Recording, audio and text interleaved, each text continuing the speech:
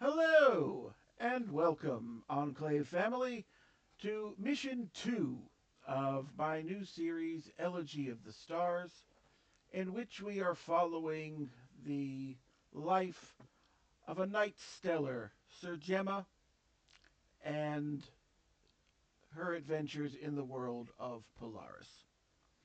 Thank you for joining us today.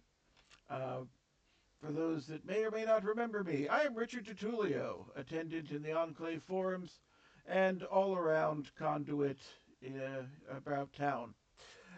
Joining me today are three lovely players. I will allow them to introduce themselves and their characters, starting with Tim. Hello, everyone. My name is Tim. Pretty much been playing Enclave for a year now. I'm one of the attendants here on the Enclave server, and I have a wide cast of characters. But for this exciting adventure today, I am bringing my free runner, Clara Hetzenberger. She is a 10-time Pummelball champion, and you have probably seen her on at least a couple of the other recorded missions here on the channel. So you all know what to expect. Excellent. Let us now move to Etch. Tell us about yourself and about Barnaby. Hello. My name's Simon, Etchasketch on the server. I'm relatively new to Enclave and I've mainly conduited, um, but have played a few times. And today I'm going to be playing Barnaby Quill, who is a librarian and former archivist of the Ossuary, which is like an underground library. Um, I'll be bringing him to the mission. Very good, very good. And last but not least, going on the server, Leif, tell us about Zahak and yourself. Hello, hello, anyone listening to this video recording. I'm I'm Leif Bloodaxe. I've been playing Enclave for just under a year now, and I only have the one character, and he's my ultimate character. I play the Thunderbird known as Zahak Barzakani. Basically, as close as you can get to a one-man army and not be max level, or so he likes to think of himself. Excellent, excellent. So, um, have either of the three of you actually had a chance to see part one of this series? I've seen a I, little snippet of it, but not the whole thing. Yeah, I did attempt to watch it because I was hoping I might get some spoilers, but Mm, unfortunately only saw as Tim just a snippet. fair. Then Uh, I go ahead. only 2 minutes for me. Okay. Then as our Only because catch. the power was sketchy that day. True, true. So, to catch you and the audience at home up to speed, the previous mission in this series was set in the summer, where the people of Polaris will brave the transits between the different remnants of their home. And Sir Gemma, her fellow knight, and the two young lovers that they were shepherding across the wastes got waylaid in a country manor that they were surprised was left standing and found themselves trapped in an eternal dance and masked ball. An Enclave team went in and managed to free them in spectacular fashion by convincing a singer to literally bring the house down by shattering the crystal walls of the manor with a high pitched note. Unfortunately, all but Sir Gemma and the Enclave team perished when the roof came in. So Sir Gemma did survive as was advertised and required, but without her sister knight and without her charges. And that is why, as stated in the mission statement for today's session, the people were dying at the end of the world, but hope was not yet lost, for Gemma still heard the song of the stars. In the summer, Sir Gemma left for South Reach with the sister knight and a pair of young lovers seeking a new life. She arrived alone, with nothing but a fantastic tale of a never ending ball and an insistent belief that the South was real and came to her aid. Hounded by rumors and driven by her own guilt, Sir Gemma has joined this year's crusade to charge into the heart of the mistake itself. Survival is honor enough for most in the Order of the Stars, but Gemma has set herself a higher challenge. She seeks to test herself against the Solaris Knight, the Golden General who leads the armies of the Mistake, and return with his head. Your mission is to escort Sir Gemma through the battlefield of the Mistake and ensure that her battle with the Solaris Knight is witnessed by her fellow Knights Stellar. Sir Gemma and at least one knight that has witnessed her battle must survive and return to the base camp of the Knights on the edge of the Mistake. I open the floor to questions. Yeah, so does Sir Gemma have to fight the knight herself, or can we help out, or? She wants to test herself against the Solaris Knight. So, ideally, she wishes to face it alone. That Okay, having but been said, she's not gonna care if someone tries to interfere in the fight and we take care of them. Exactly. Fair enough. And your mission is to see that she survives.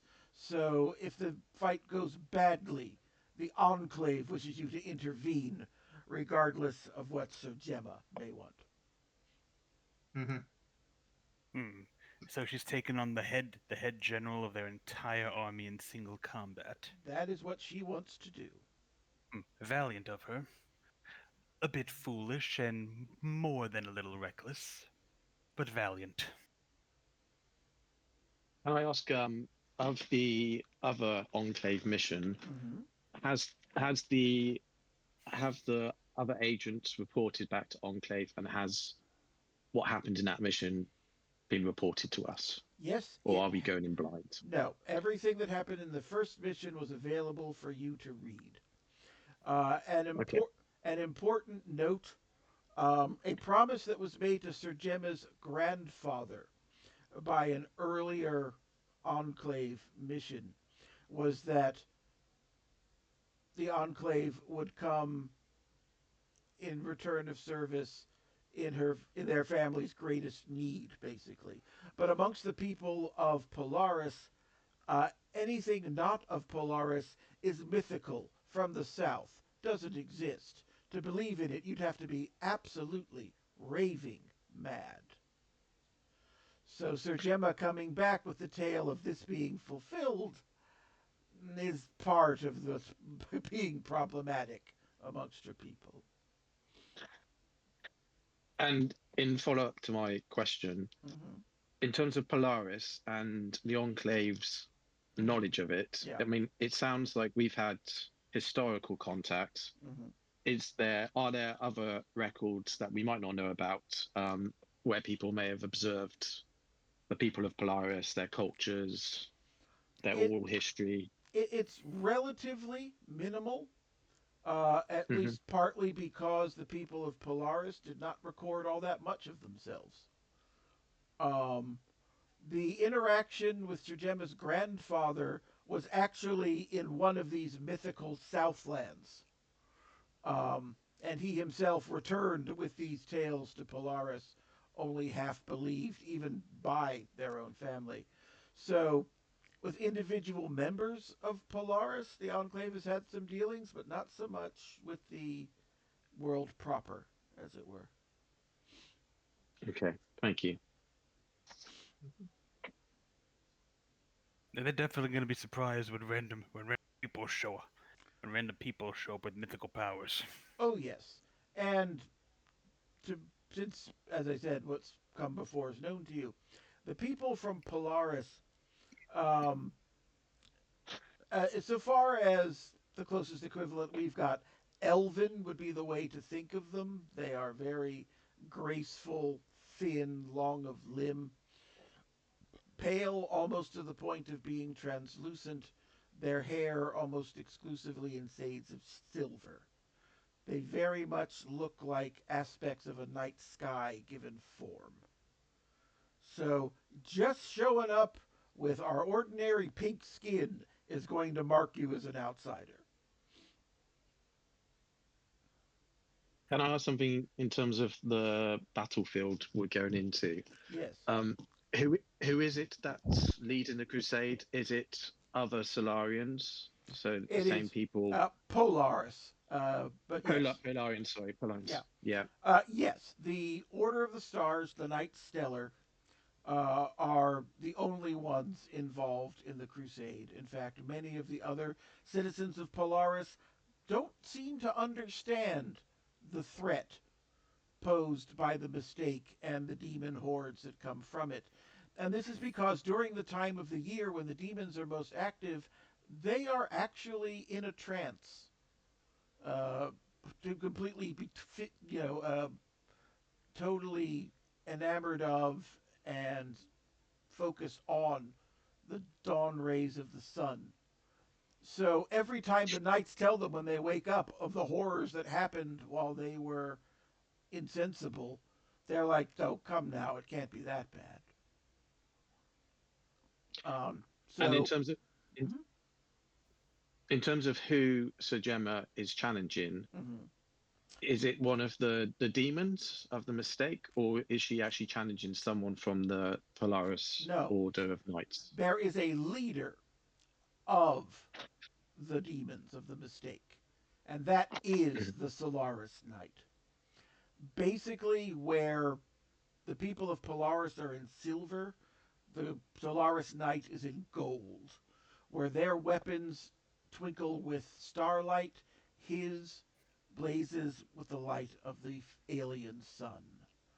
And somehow, this person who otherwise would be the epitome of grace and beauty of a citizen of Polaris is leading the armies of the mistake. It is a Night Stellar that has gone to the other side. Oh, And okay. that is who she wishes to test herself against. So if they came from the other side, I'm assuming Gemma will know a lot about this knight that she's Ha- going to fight against. Hard to say. Many knights have fallen in the line of duty, and the Solaris Knight typically goes helmed. So, which of her fallen comrades this may be, and how well she knows them, until you get close enough to perhaps find out something about them, unknown. Yeah. Yeah, so basically the bare minimum we can expect is that she knows that it used to be on their side. Yes. Only other question I have is time of day and weather. Okay. Time of day is funny in Polaris because what you think of as a typical day really are seasons long here. You are in the fall, which means you are past the time of full sunlight and are heading to the point where things return to the twilight night that used to be reality in Polaris in the winter. So think of it as the glare of a fall, and that's what the sky is like for the entirety of the season.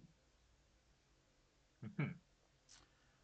So far as the battlefield and what you're heading into, Polaris used to be a grand city. And then something happened known as the mistake, which basically caused the center of it to be completely destroyed. And what has replaced it is just this ever growing, boiling cloud of white mist. And for all that they have been crusading against this for what seems like forever, no one has a clear story of what's inside the mistake, even those that have gone in and come back. They don't know if it's truly so formless in there that it's different every time, or if something affects the minds of those that go in, or if somehow everybody actually has a different experience of what's in the mistake.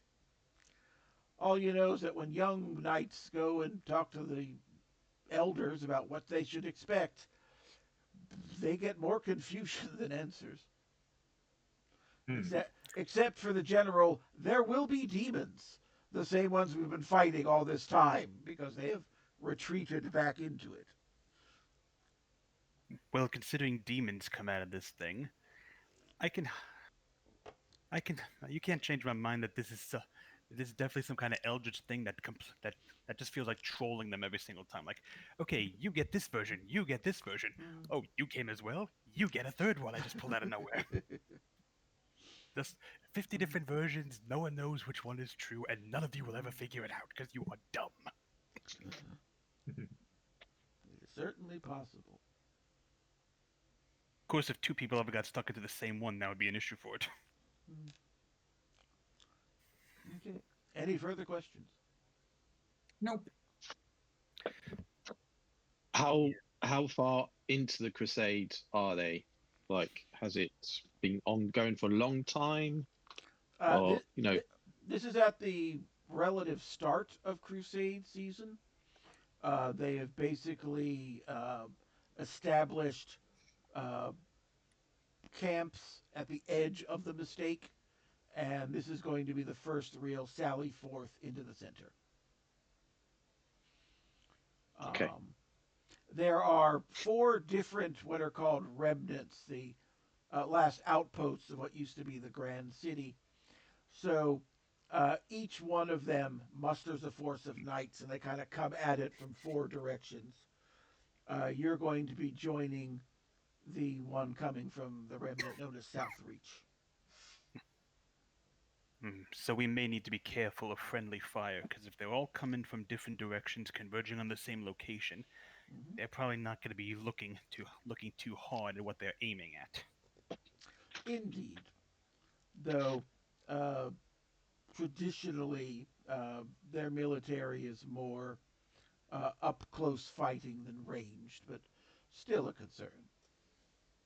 Yeah, because if another side decides we might be the enemy and starts charging at us, Indeed. well, Zahak cannot guarantee their safety if they do that, Mm-hmm. or their life expectancy. On in follow up to Zahak's what he just said. Yeah. Where are we going to port into, and what is the time frame in terms of where Sir Gemma is, and how soon she's going to actually interact with the knight? They are currently forming up for the charge into the mistake. You are basically going to be dropped as close to Gemma as they can get you within their camp. Okay, thank you. We should probably try to keep as many of these other knights that witnessed it alive as possible, because they can't be relied on to tell a simple story. Very good, very good. Well then, we shall move to assembly. Once again, you find yourselves being led through the gray upon gray walls of Enclave HQ, following your gray-robed attendant, leading you down ever more circuitous paths, the only color you pass coming from flashes of what's going on in other rooms and other agents being led to and from their own missions. By whatever arcane means they determine these things, your attendant finally stops at a door, gestures, and goes, "This one is yours, agent." And since traditionally we go off a vigor stat, let's start with Clara arriving first. Of course, Clara is a 5'6", 675-pound hybrid, fair skin, brown shoulder-length hair, bit of a muscular, athletic build. Has on her pummel bone uniform, which consists of a red and black jersey, white 3/4 length pants, gray stockings, and her black sneakers. Though noticeably today, she also has on some arm warmers because she heard that this place might be a bit on the chilly side and she wants to be prepared. And so she just runs in. The attendant is probably doing their best to keep up with her, and she just does like a nice little swing off of the door frame into the conference room, does a little twirl, and for whatever reason, the serpent that's on her shoulders still manages to stay on there. And When she finishes her little stunt, she just does a slight bow. She's like, "Damn, that was epic!" and promptly grabs an energy drink and starts chugging that. Excellent. Zahak, come in next. Okay.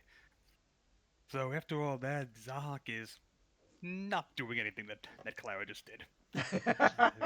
Zahak's just gonna slowly wander in.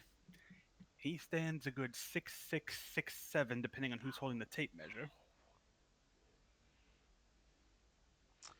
Go on. Gotcha. I got distracted by a ding happening on my laptop. Not important. Yeah. So he'll walk in with his usual dark clothing. If anyone's ever seen the Resident Evil movies or video games and seen what Albert Wesker looks like, he's dressed like that. He's got the heavy cuirass on with his client symbol on there. It might have a secret to it. It might not. Who knows? So he'll have his spada sheathed onto the left side hip, though it looks more like a scimitar than a straight sword, and the thunder hammer strapped to his back. The handled Skyrim variety, not the one-handed Mjolnir. Because if Zahak has to fly, he's not going to be spinning a hammer to do so. Very good. He'll casually walk in, acknowledge Clara behind his dark sunglasses, which will stay on for as long as possible in this mission. Walk over to the table and grab 2 bottles of beer. Immediately chug one of them to match the energy drink that's already been chugged, and then sip on the second one for the duration of the meeting. Oh, epic! Hey there, I'm Clara Hetzenberger, 10-time repeat Pummel Ball champion, and quite frankly, a veteran of doing all these fast things. Zahak's just gonna smirk a little bit at her more than little bit hyperactiveness. Just say, "Well met, Zahak Barzakani, Emir of Gandhara, veteran of more battles than I care to admit, and the last thing that many enemies ever see. Pleasure to meet you." Oh, likewise. And last but not least, enter Barnaby. So, as Barnaby enters into the room, he's very obviously a scholar. He seems to be about 5'8", but that's with his stoop from having spent many an hour poring over a book of some sort, and he has like deep black circles under his eyes. He looks like the sort of person who'd have a head full of knowledge, but he also similarly has a body that's never signed up for field work. It's quite short and compact, sharp-featured scholar, and appears to be in his early 40s, although he could be younger. He has restless eyes that dart behind some gold-rimmed spectacles, and a halo of unruly salt and pepper hair. And his movements as he kind of comes in are quite precise, almost bird-like. And he's scanning things in the room with open curiosity, as if he's trying to get a sense of Enclave and how it operates and the room. And as he goes in, he looks at both Clara and Zahak and goes up to them. "Hello, my name's Barnaby. And you might be?" Clara Hetzenberger, free runner. I go fast. I also hit hard, and all sorts of fun things. "Oh, yes, pleasure, Clara." And Zahak's gonna raise his drink in greeting while thinking in his head, "Once again, I'm still the tallest one here. When are they gonna get more giants?" He's gonna go, Zahak Barzakani. In my homeland, I'm a prince and a general. Here, I'm a one-man storm. Pleasure to meet you." pleasure, Zahak Barzakani. Barnaby Quill. Well and met, Barnaby. Barnaby and Barnaby will kind of go over to the table where all of the things set up, and he's just kind of like he's not eating or drinking anything. He's just looking at it and sort of like, oh, they've added that since last time. That's strange.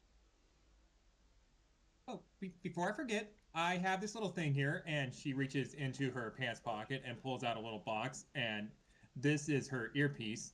And she looks to Zahak and Barnaby. Got this thing here. We can communicate if we're apart. Now I can only give one of these to one of you two. Which one of you wants it? Oh well, I have memos, so I can actually send messages to any one of you. So it's probably best to go to Zahak. Zahak's All gonna right, look. here you go. Yeah, Zahak's gonna take one look at the thing and go. I channel electrical energy. I'm not sure I'm not gonna fry this thing if I start charging up too much. I think you'll be fine. Yeah, as Zahak shrugs, takes it, says thanks, and in his mind he just goes, "Hope you have replacements." Inside, and slips it into his right ear. As you're doing this, Barnaby's taking great interest in this item that you've passed across, and takes a little notebook out and sort of you can see he's noting something down as if observing. Interesting. Yeah. After Zahak gets the earpiece in his ear, he slips his own notepad out from underneath his coat, writes down Barnaby and Clara's names on the list of agents that he's worked with. Because he keeps track of every single agent he works with, and he knows he has not crossed paths on missions with either of you two before.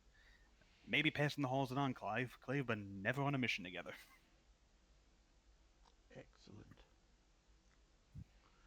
So, at this point, a gray robed attendant who apparently has been standing there the whole time uh, makes himself known and asks, "Do you require anything further before departure, agents?" Laura shakes her head. She gets a little snack in for the viper that's on her shoulder. Mhm. Not for me, thank you. Yeah. Zahak politely declines before grabbing a chicken sandwich and eating it so fast it's almost inhuman, which he may or may not actually be. We'll find out soon enough. The attendant nods, drums his fingers on the back wall, inputting a code into a unseen gray flush keypad, and three telepads in the back of the room flare to life. The attendant turns and leaves the room. Final acts before departure. Yep. Clara makes sure that Clarence, her viper, is all fed. Then she puts on her Spangen helm, which basically looks like an American football helmet, and just casually walks to her telepad with her 5 vigor. It's probably a fast walk. I think Barnaby will take out his scanner and sort of walk around where the telepaths have appeared and sort of going over it. Appears to be calibrated properly. Maybe it won't be so rocky this time. And with that, he puts it down and tentatively steps onto one of the pads. Zahak's just gonna bark out a laugh and say, "If you think it's not gonna be rocky, you have not been paying attention, buddy." Oh, believe me, I've paid attention, and every time I come, I always scan it, and it always seems to be rocky. And I can't understand it because, scientifically, it shouldn't be possible. Yeah. Zahak just shakes his head, drains the rest of his beer, drops the bottles somewhere where they'll be discarded. Because he's not gonna smash them on the floor like an animal. Right. He may be a barbarian in his homeland, but he has standards, people. Barbarian, not a slob. Indeed. So And Zahak's with just gonna shake his head in amusement and head for the portals. the bottles duly tossed into recycling, you take your spot upon the telepads. They flare into greater life as a force starts tingling up your body. Your legs disappear, and yet you remain suspended in the air. The twisting nausea in your gut disappears with your stomach. The beating of your heart stills. Finally, the effect reaches your eyes. There's a swirl of rainbow color, and you are elsewhere. There is so much stimuli vying for your attention. It is indeed a military camp, so that there are people barking instructions, marching into place, getting provisions and other logistical matters settled. Um, the air is cold and crisp.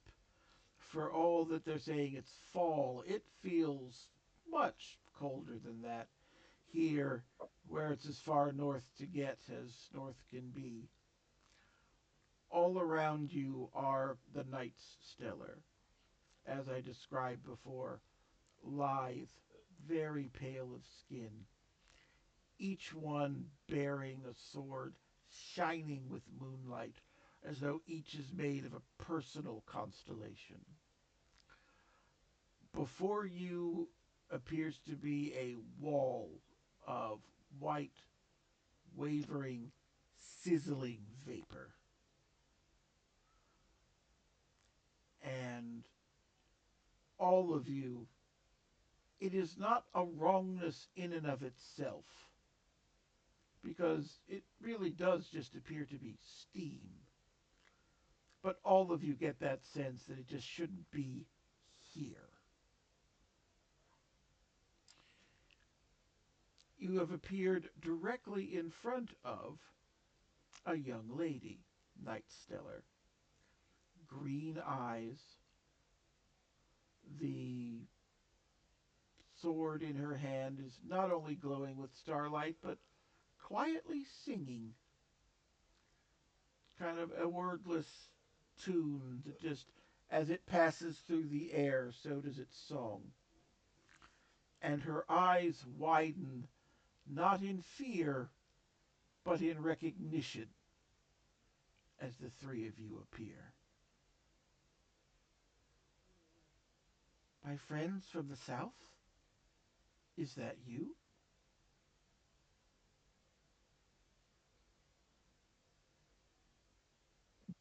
Barnaby is feeling quite nauseous from the travel that he still hasn't quite got used to. Mm-hmm. Um, so he's trying to hold that in, but he will just kind of like look in fascination at someone who's actually paler in skin color than he is, and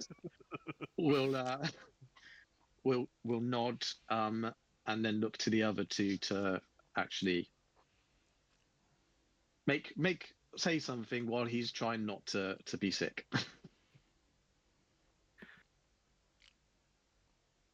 Zahak's Yep. going to respond and also slightly troll with her a little bit. Mm-hmm.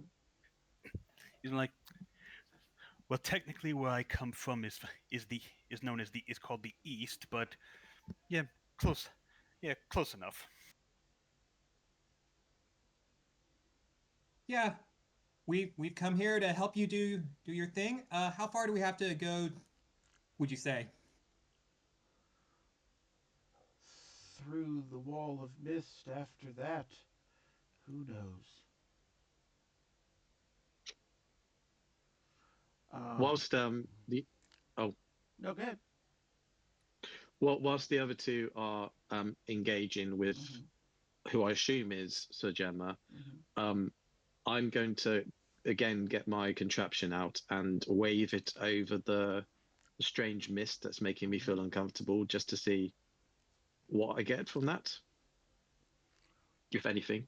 The you get two readings from your scanner. The first indicating that it's just steam, um, which again would be totally normal and natural if you were not at the top of the world in a place that has only known winter. Um, the second, though, is that again the heat that this steam radiates is somehow foreign to this place. Most irregular and illogical. Indeed. Um, it is at this point that a cry goes up, and about a half dozen of the Knights Stellar start converging on your location, uh, calling out, "Demons in the camp! Rally round Sir Gemma!" And Gemma has to turn and raise her swords. She raise her sword like a warding gesture. Kuma, Zasma, addressing the two in the lead. No, no, these are friends. These are, and you can all kind of hear the "I told you so" in her voice. These are my friends from the south.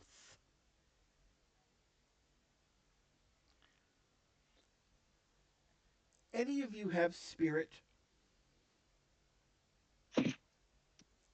Yes, I believe so. How much? Let me just check. I got 2 pluses. Okay. 2. I'm got 2. based. Okay. Those of you with the 2 spirit are basically seeing all in the Knights' faces that they are held at bay only because of their respect for Sir Gemma. They are seeing you, they don't want to believe their eyes. But they have to admit that they're not doing the usual demon thing of attempting to rip them limb from limb. So you've got that going for you. Yeah, Zahak's just gonna narrow his eyes at them behind the sunglasses. His opinion of them is already dropping from this. Mm. He's gonna say, "If this is how you treat allies coming to aid, I can't wait to see how you treat your enemies."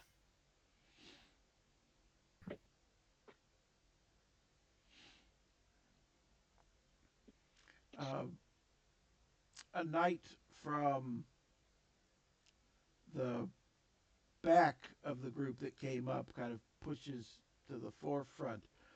Um, you note he seems a bit older than the rest, so that could just be the fact that they've actually managed to grow a beard. It's not a very long one. It almost hangs like icicles down his chin, but so fine and white it is, but it's there. And she's like, "This one speaks truly. So you must accept that it has been us and them for so long. There has never been an ally."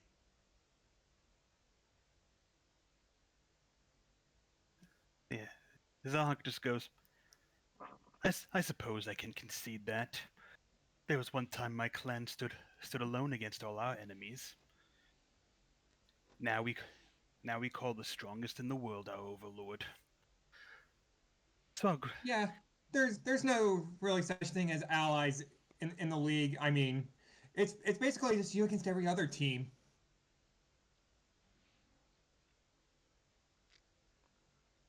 The knight raises his voice again. Clearly, he's got that battlefield reach in his voice.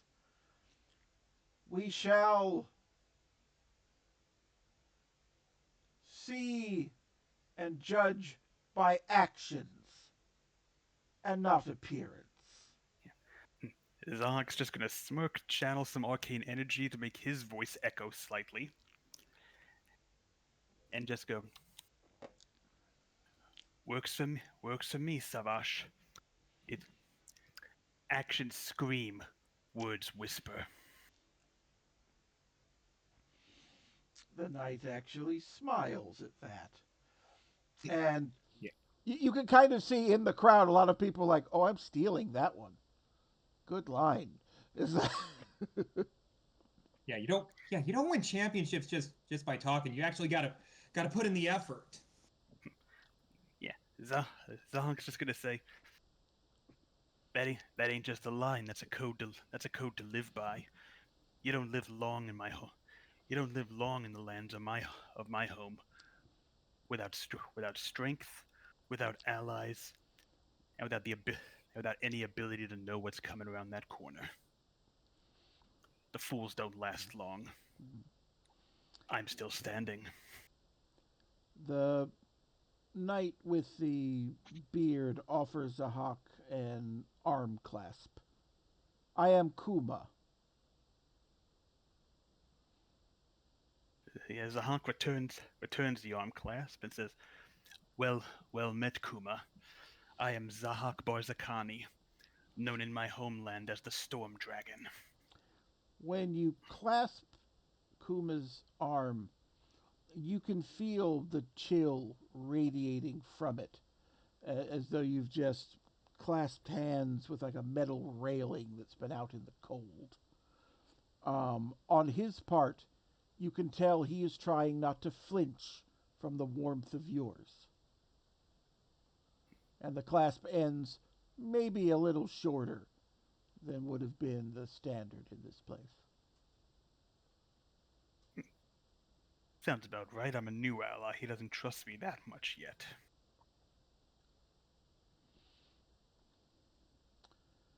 And after that experience, Kuma actually, for the pair of you, just offers a hand in greeting like this, rather than the clasp. Yeah, Clara will reciprocate. And Barnaby, he's actually been noting things down about the exchange in his journal. Will kind of look at him, look at his hand, and tentatively sort of mirror it, whilst also noting that down. Very good, very good. You see Sir Gemma shoot Sir Kuma a thankful glance as the other knights get back to preparing for their sally into the mistake.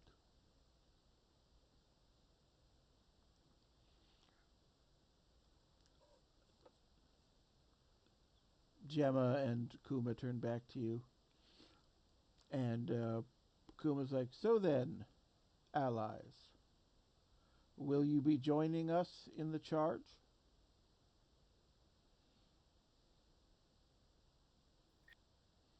Zahak's just gonna grin and say, "Absolutely. I can't wait to see if any of them are worthy opponents for me." Yeah, although I'm probably gonna have to slow it down because I can go really fast.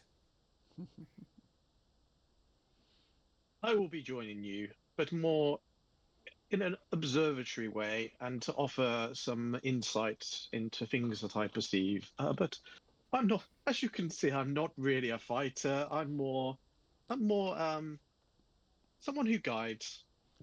But you have my guidance. Yeah, and Clara then looks to Zahak and she pulls out one of her energy drinks. Want this? It'll make you go fast, but you gotta time it right because the crash really sucks. Yeah, Zahak's gonna take the energy drink and go, speed boost, but sucky crash. I'll have to think of a way around that, but I'll take this. Thank you. Sure. Yeah. At a mission, ask question: should I drink it now or save it for later? Definite That's choice up for to you. later.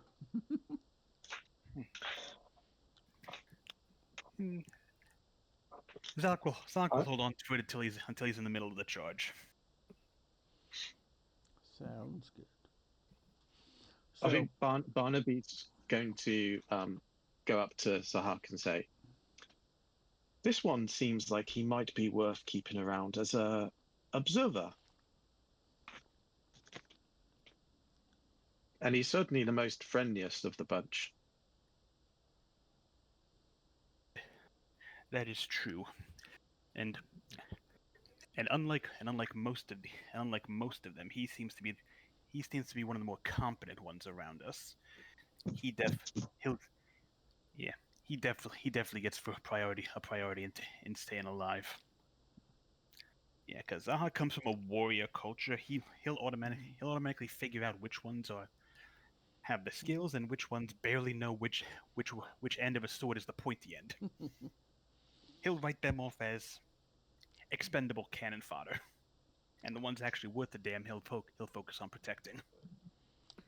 The interesting thing, just in watching the knights at setup, it's always hard to tell without actually having seen them fight. Um, but from a do they know the pointy end of the weapon, they all seem quite competent. Now, how many of them will translate to true battlefield competence is another question. Uh, but they all seem pretty secure in how they're working their Yeah. weapons and whatnot. Yeah, as Zahak's father so loves saying, training is training. Mhm. Battle is completely different.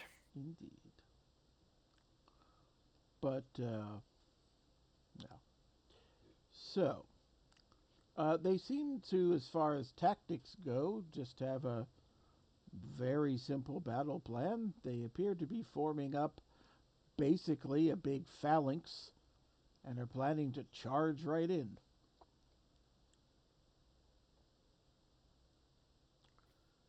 I Um, think Barnaby would like to reach into his satchel mhm, and pull out a book, battle tactics from crusades mhm, of the ages, mhm, and he'll kind of like quickly scan read it and mhm, identify the formation you said, and mhm, kind of like make an assessment of mhm, looking at what we're entering into. Is mhm. that the most sensible option?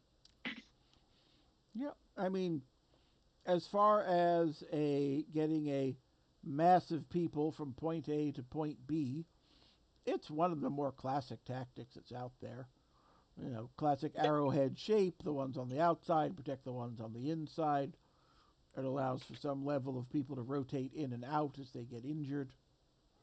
Um, Specifically useful in this instance in that they can put Barnaby in the center of it and carry you into the middle of the battlefield without having to necessarily leave you to fight for yourself. Um, Very true. Zahak might nonchalantly shove him into the middle of the phalanx and just Oh say, "You'll thank me later."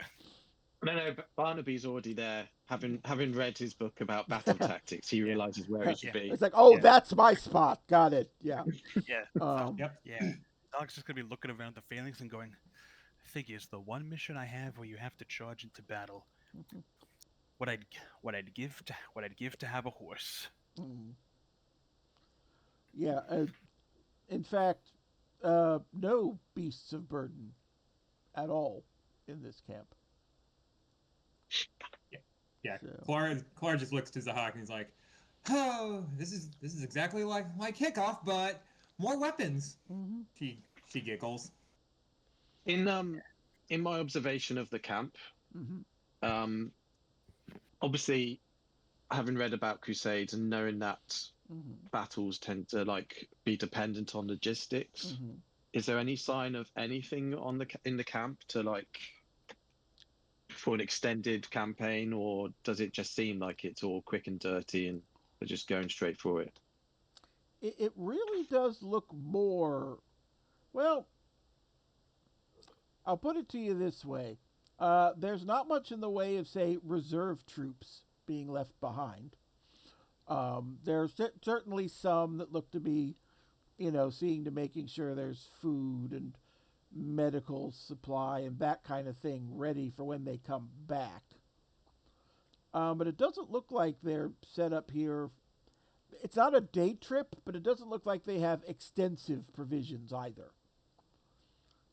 Your guess is that it's probably more than one sortie of this type, but not really an extended campaign either. Conceivably, seeing that they've got medical supplies and food, would Barnaby be able to go and pick up some basic medical supplies just in Certainly. case things goes a bit awry? So I think I'll do that Um, just in case. yeah. It the what they give you basically, it's a silvery looking fabric, um, much like gauze if it were extremely thin, um, and pots of some kind of ointment. Hmm, fascinating. I think Barnaby will kind of take some of the ointment and sort of sniff it, Hmm. and maybe rub it on a small paper cut he's got Gotcha. on his finger from reading. It's Or, one of those things. Well, from smell, it's got a smell of kind of like a strong mint smell almost, and it's kind of hard to identify what sort of fat it is, but you'd think it's animal based.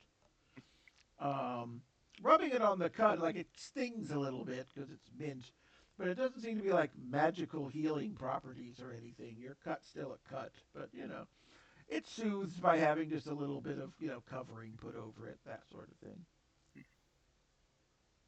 okay, so Barnaby will. His assessment of it will kind of go right down, but he'll politely put it in his satchel Mm-hmm. as if he's planning to use it. Yep. Well, it's also possible that it works much better on the people of Polaris than on you. Mm, true. Lesser efficacy because it's us. Um, Barnaby may end up being a medic because he does because the odds of him actually getting injured in battle seem fairly unlikely. he's either going to be the medic or will need one the most, one or the other. Yeah. Um, Yeah. Can't it be both? let's just see how you play. All right. So, um, as the phalanx is forming up, you note that Kuma appears to be leading it, um, with Gemma on his right, and one of the other ones that had like come to Gemma's aid, named Zosma, on the other side. And she, I mentioned before that these are elven and like with the lithe and the grace. Of the ones here, this is the one closest you would describe as a bruiser. Like amongst these people, she's somehow still lean, still graceful, still muscled somehow. You know, she just seems to be made of sterner stuff. Yeah, Zahak sees that and decides he might decide to try heading as close to the front lines as he can for the battle. Yeah, and yeah, Not leading the charge, but just behind them. He's not okay. taking leadership of this bunch. Yeah. So as I say, those three are forming the tip of the arrowhead, as it were. Or put Barnaby in the center. Where do you two want to be?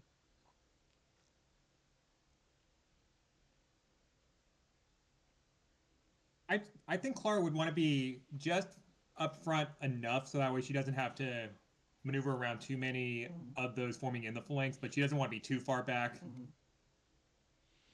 So we'll get you maybe a few spots down from Gemma on her side. Pretty much, yeah. Sounds good. And Yeah. Do I have time? Mm-hmm. Do I have time before I go into formation to quickly talk to these two? Sure. Clara, Zahak, it seems to me we kind of need to make sure that Gemma doesn't inadvertently kill herself. And we also need to make sure that one of these is at least alive to witness what she does. How good at combat are you, Clara? Oh, oh, she just starts giggling, and she's like, "I've taken on like so many groups of baddies. It's not even funny. Like my last mission, I was taking on a big army of like these unholy constructs. Didn't even get a scratch. Okay. But then again, that might have been just because of how fast I was going." So, do you think it would be wise if one of you made sure that we had a witness while the other one kept an eye on Sir Gemma?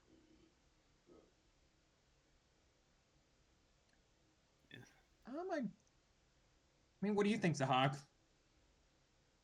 Yeah, Zahak's just gonna turn and say, I've I've, I've heard about a couple of past missions as well as your past championship games. Clearly, you excel in the hit and run combat tactics of the step lords that I'm used to fighting alongside. I guess you'd probably be better at keeping an eye on Sir Gemma than I would. I plan on being on taking as much of the brunt as possible. The more that are focused on me, the less likely that I'm trying to kill her. Yeah, and just in case some do manage to try and group up on Sir Gemma, I've got my own tricks of the trade to deal with them. Okay, well, that's very reassuring, Clara. We shall leave her in your capable hands. Yeah, as Alex is gonna grin and say, "My clan's been famous in fighting for 1,000 years. These things are gonna learn exactly why we're feared so much." Very good. So, whereabouts in the phalanx does Zahak want to be? So, I guess as close to the front as possible without looking like he's one of the commanders. Okay. He'll be, I guess, similar to Clara. He'll be as Mhm. close as he can on the opposite side. So if Mhm. Clara's on the left, Zahak will be On the right. on You the got it. right. And as he moves up, he's gonna yell out to Kuma, "I got you on the right flank. Anything that comes up there, I'll cut it down." He simply nods at that, but, you know, as he said in the beginning, it's like, okay, let's see what you got. So, Zahak's just gonna grin and think to himself, "Oh, I'm gonna have so much fun. Bet my body count will be higher than his." okay. The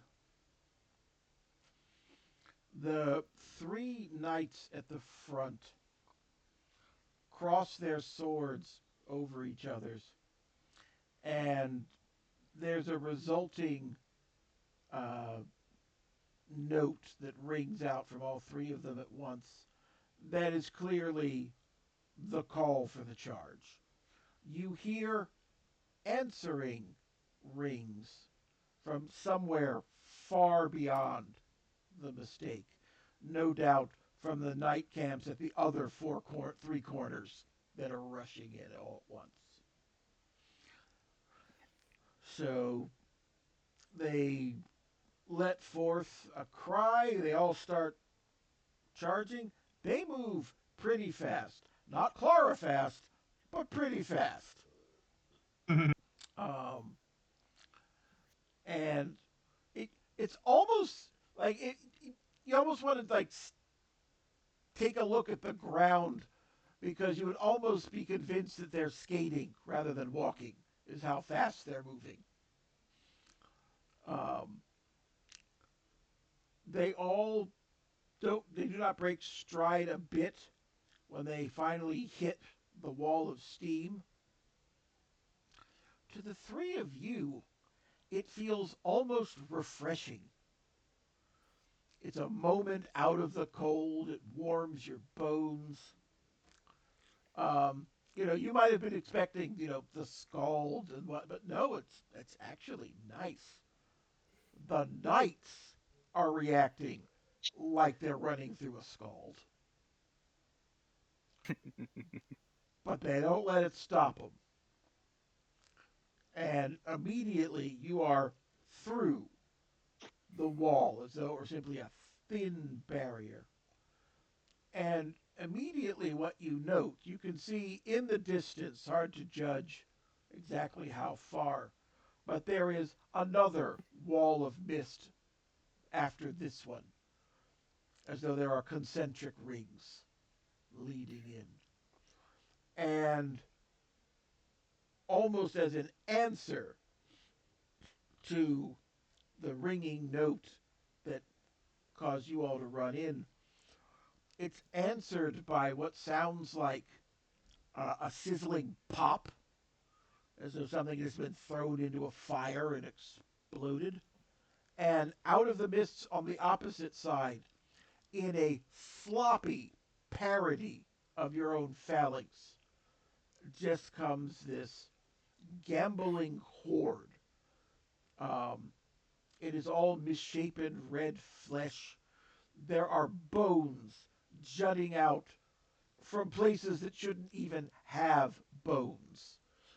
Um, each one is a different number of limbs, walking, scrabbling, some on all fours, some upright with their various splayed limbs spread. Every surface just a jagged spot to be impaled upon. And this shambolic mound is making its way directly for your group. You can see another such mound off to the left and on to the right, converging in as well. But it's going to take them a little bit longer to get to you guys. Actions.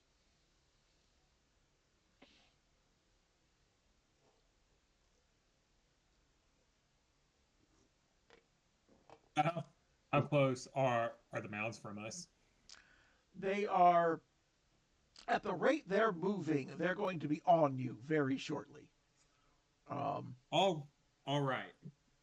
So in that case, Clara does like a thing with her shoulder to get her serpent off, and she just yells at him, "Go get him!" Okay. And then one hand will have her coach gun out, Mm-hmm. and the other has one of her tonfas. Mm-hmm. And basically, as the charge is continuing, Mm-hmm. basically she's just waiting until they get close enough that she can start shooting at the unholy creatures with her coach gun, and any that get too close, they're going to get a nice little whack with the tonfa. Okay. Zahak, what are we doing? Okay, so we got the one right in front of us, one on the left, one on the right. The ones on the sides are taking longer to get there. Correct. Zach's gonna keep one half of an eye on the right side one, and when it gets close, he's gonna blast it with some thunderbolts. Okay. But in the meantime, while running, he's gonna slide two thunderbolts out of his sleeves, Assassin's Creed style. Okay. Start channeling arcane energy into them, and forming and use them and form them into twin scimitars of electrical energy. Okay. He's Very good. He's gonna get a slight little bit of a slasher smile on his face because, oh, he knows he's getting some bodies before anyone else does, and as he keeps running, he just bellows out a battling as loud as he can, a battle cry to hopefully incentivize them to move, to not die so quickly, and hopefully startle some of the enemy. Excellent. So anyone near him is just going to hear him bellow, "Aswash!" as loud as he can, as he charges with his twin blades crackling with electrical energy. Excellent. And Barnaby. Barnaby, who, with the gliding forward and fast forward momentum of the group, has been kind of huffing and puffing, trying to stay up because he's not the fittest of the group. Right. And seeing the battle, like seeing things unfold before him, he's going to call on knowledge is power and pull out, gesture up this magical tome, the tactical primer of the Iron General. Okay. And going to pitch it's a book that helps him to understand movement in real time, so he can actually almost get foresight as to how things are going to pan out. Okay. And he'll also get some of his memos and quill in hand, ready to sort of send some messages to the others, to kind of give them a heads up if needs be. All right. Very good. All right. For their part, the Knights Stellar, they all have their starlight blades in hand. And you notice that as they're running, they're kind of moving it in this back and forth pattern, such that as they're going forward, there is actually this shimmering force going along the edge of their spearhead of people as they're running. And suddenly the two forces in the center slam into each other. The walls that they put up around them, the demons of the mistake just kind of break upon it. And some of them are like shifted up over it. Some of them are scrabbling. Clearly, like, they hit the wall and their plan is to just sort of roll over it. The person in the front that got down, they're the springboard that lets them pop back up and try to climb over it. They're like fire ants if they were in a Cronenberg movie. Anywhere the starlight blades slash, sprays of fluid come out from these beings. And wherever a few drops land on you and Zahak, and again, it's warm, it's bodily fluids, it's bleh, but it's not a huge deal. A lot of the knights are acting as though they just got hit by acid when these Ikers spray across them. And it's not affectation or anything. They do seem to be damaged by them. By the same tone, though, when the starlight swords slash down, you see the Ikers in these things freezing in crystals and poking out the other sides. So, they're giving as good as they're getting.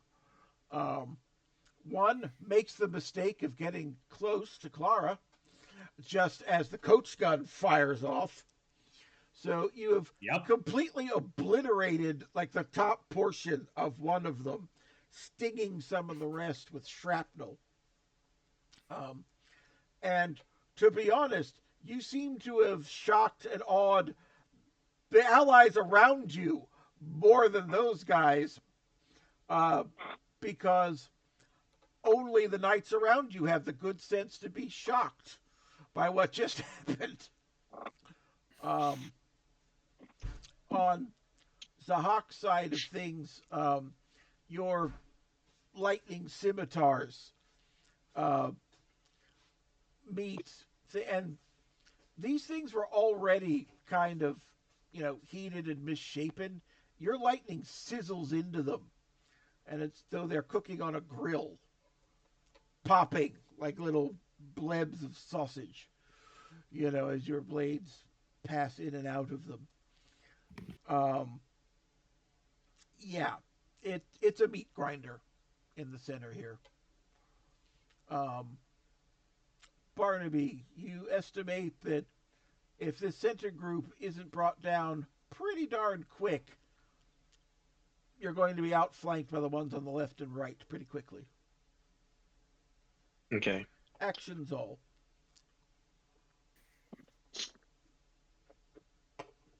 Well, I think Barnaby, perceiving that, will kind of quickly send some memos to both Clara and Zahak, along the lines of need to destroy central group or we'll be flanked. Clara's just like, okay, well, time to really send some folks flying, and she just quickly backpedals up a bit, and this is going to be me activating hang time, and she just shouts out, "All right, come check this out," she says, as she just she just starts running, and then right before the send clashing masses, that is when she will jump up, and she is just aiming straight down for like the focal point of the demon masses, and we're using the perks of the impact site and mind the gap, so that way there's a big ass fucking shockwave, but the allies are not going to feel a thing. So this is for the group in the center that you're currently fighting. Okay. Yes. Zahak, what are we doing? Well, I was gonna do something, but considering Clara just blasted a hole in the center one, I have to change my strategy a little bit. Sorry. Zahak just yells back, "Save some for me, will you?" Yeah. I'm just gonna say, Barn. Yeah. While swinging his electric scimitar, Zahak's gonna shake loose another 2 of his special lightning bolts. He's gonna channel arcane energy into them and fire them at the group on the right. Okay. Except unlike regular lightning-based thunderbolts, these are ice themed. Ah. Yeah, he's hoping if he can't freeze some of them, to at least freeze the ground a little bit to trip them up a little bit, buy some time. Okay. I was going to say, Barnaby seeing Clara do what she did is feeling a bit foolish, at even having questioned whether she'd have the combat capacity to look after. And his mouth is falling over, and he says to himself, "You should know better than anyone else, Barnaby, never to judge a book by the cover." Okay. So, Clara leaps into the sky, lands into the middle of the demon mass, crushing one of them under her feet before hitting the ground, and the shockwave goes off. Now, this has the result of pushing all of the demons that are between you and the knights forward. The phalanx has the presence of mind to meet that propelled mass of demon flesh with their starlight swords. And they just impale themselves up to the hilt on these things, freezing as they're sliding down the blades until they're stuck in place and thrown down to be shattered. The ones that got thrown to the side and a few to the back will now be referred to as the lucky ones, as they are able to roll, land, and kind of scatter back to their feet. On the right, the lightning bolts fly out, and the raw power of ice, you get a very similar effect to the knights using their starlight swords. The demons freeze over, at least the ones in like the front rank, and you just see them pushed forward by the ones that are in front, and you see them kind of fall and shatter as the demons behind now step over the crushed remains of their former comrades. But yeah, they don't pause, but you've definitely thinned the ranks. And one of my 2 objectives, I'll take it. And yeah, I mean, yeah, they pause a little bit because they gotta, step over their friends, but it's not a huge barrier. And of course, the group on the left is now approaching unimpeded. Kuma sees that, ahead of them is pretty much broken, and gives the command, "Split," and the one solid phalanx immediately reforms into 2 smaller ones, each now focused on the ones to the left and right. They seem to be looking at what the few in front of them going, that strange south person's probably got that. should, and if not, that's why we got the guys on the end. Barnaby, your choice as to which of the sub phalanxes you would like to find yourself in the middle of. Um, I think, but I think Barnaby, when it splits, will actually be left in the center, kind of looking really bemused and kind of like, then the decision is made for you as one of the last knights forming up on the phalanx to the right guides you into position in the center of them. Gemma, being on the right side, has gone with that phalanx. Kuma Okay. has gone with the one on the left. Being at the center point, he kind of could have chose to go either way. But interestingly, because of the way it's split, now facing that way, Kuma and Gemma are actually now towards the back of their respective phalanxes, while some other knights have taken point. Actions from the group.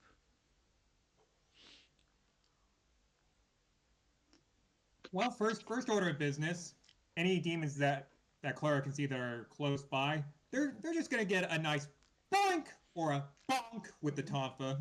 Okay. Okay, we'll start. I think, go on. And then she taps her earpiece to Zahak. Hey, which phalanx are you gonna go to, left or right? Doc's gonna yell back, after skillfully removing one demon of what he thinks is its head. I already thinned out the right side. I'm gonna do the same on the left now. Got it. I'm taking the other. Yeah, which Zahak is gonna review with the horde coming from the left as the real lucky ones because Zahak hasn't attacked them yet. Okay, so you two. But that luck is so running out. Okay, Barnaby, any actions by you? So I think Barnaby, with the sort of overrunning knowledge from the book the tome he's opened, he'll make a reassessment of the battle Right. and the flow of it, and see if there's any insights he might offer to the other two. At this point, the only thing that you've gotten is something that the other two have probably picked up, is that the battle tactics of these demons are pretty much overwhelm. Okay. They're not really doing much in the way of strategy, so everything along the lines of disrupting their lines and bracing for charge seems to work really well. You notice that already seems to be the battle tactics of the knights that you're around. Aside from that, like as I said, they're really not very sophisticated. There's not much in the way of strategy to analyze at this point. Okay.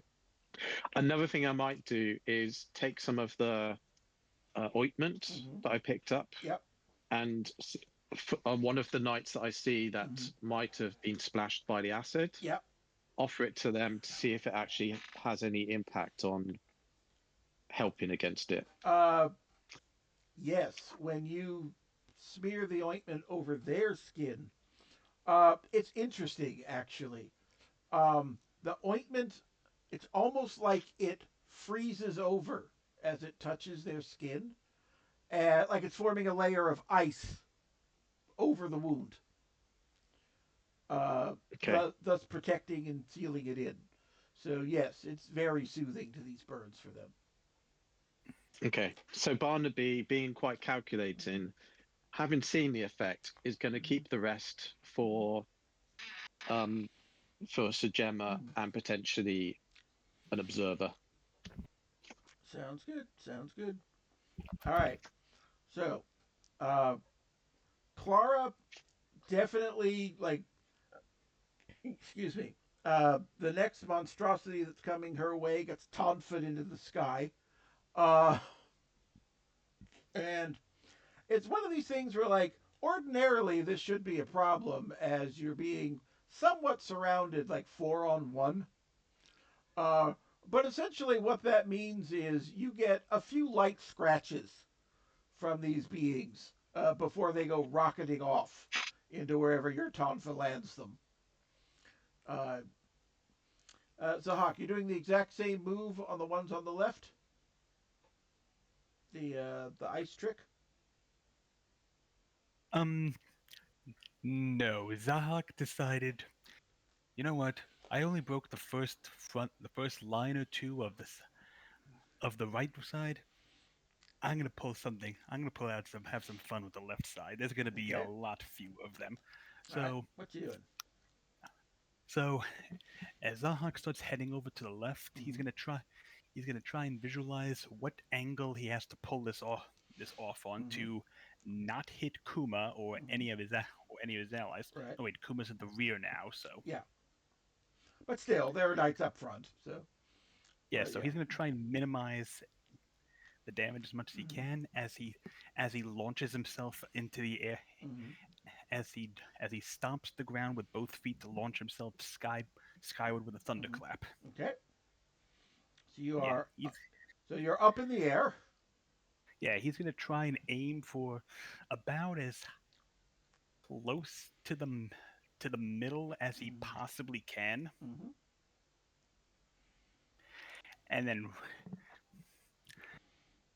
and then right as he gets to the peak of his Mhm. height, he's Mhm. going to pull out of the blue and Mhm. slam right down into them like a hellfire missile.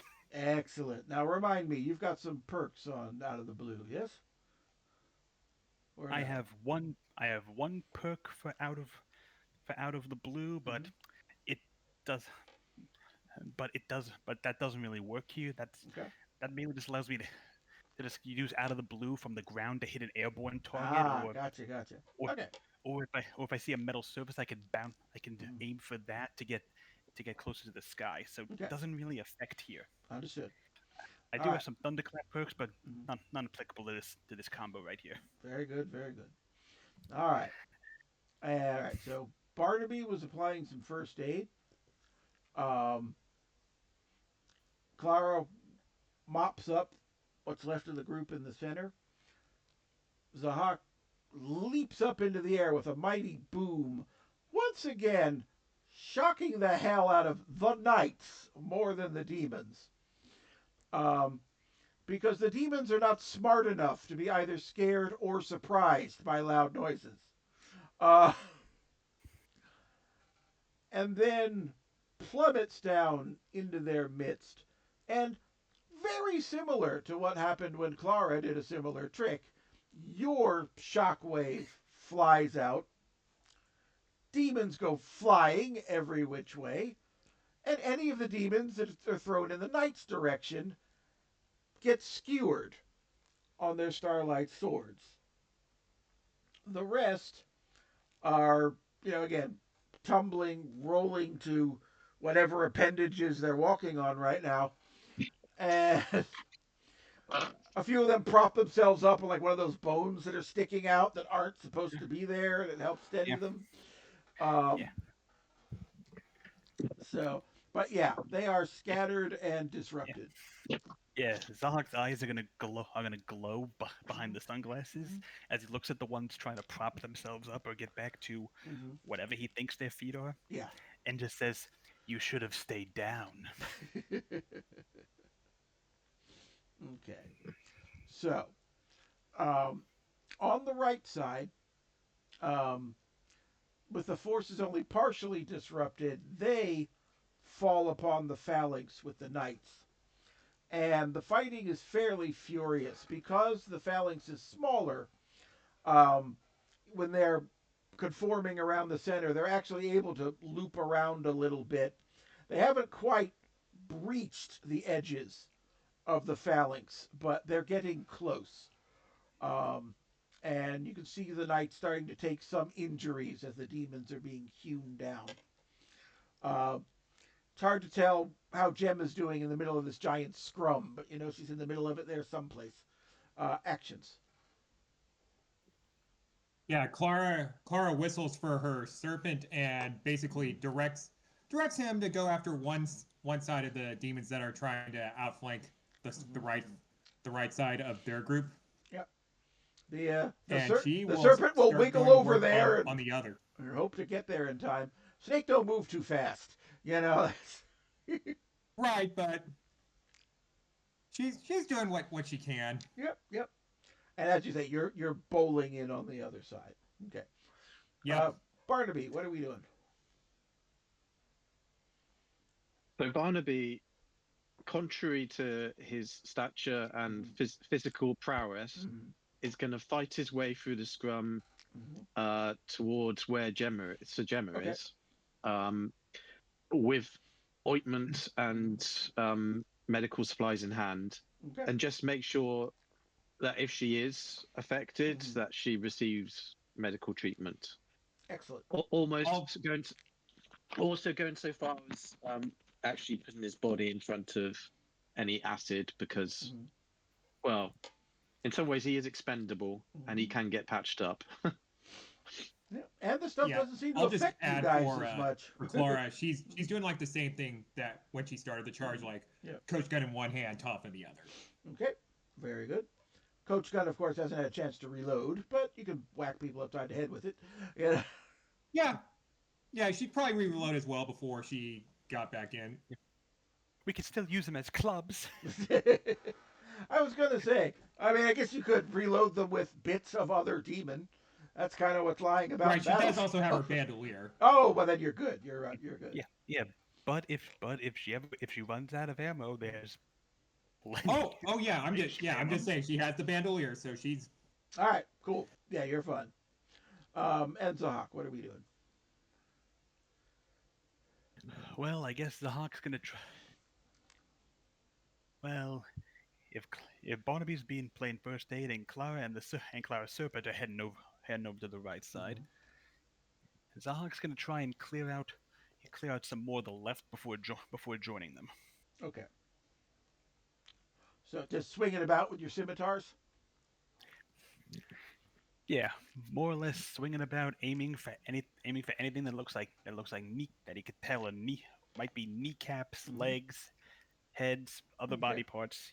He doesn't care if it's long and looks like a limb. He is slashing at it. Sounds good. Sounds good.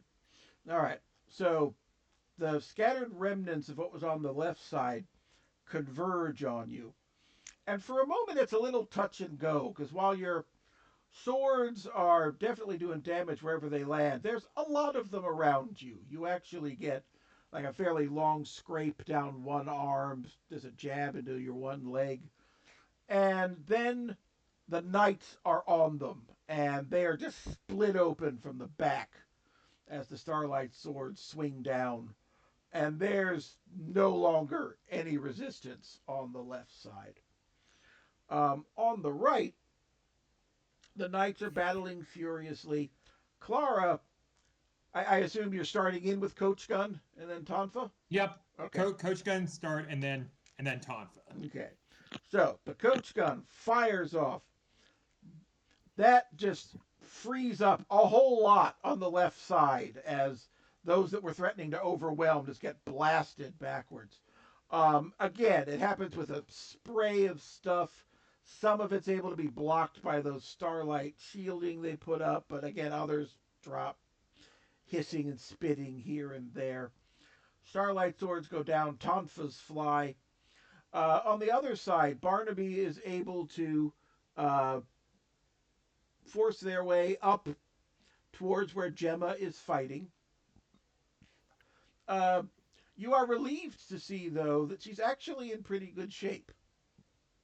She does have, again, the splattering of acid wounds on her, but she is currently fighting so ferociously that stopping for medical attention is not a thing that can happen right now. You'd be inhibiting her movements. But for all that she's got, some nasty looking, wounds here and there, it's not slowing her down 1 inch, and that singing sword of hers just keeps flying. Long story short, a few serious minutes pass, and these three hordes that you have seen are no more. Um, just about every knight that came in here has got the spatter wounds. That's the blowback from, the blood and ichors coming back. But aside from that, none of them have sustained a serious injury. They're mostly scrapes and one or two jabs like you guys suffered. Um, Anybody that Barnaby ministers to with the ointment is very glad to see that you brought some along. Um, a few of them also take the moment to break out some of their own, and they're tending to their wounds.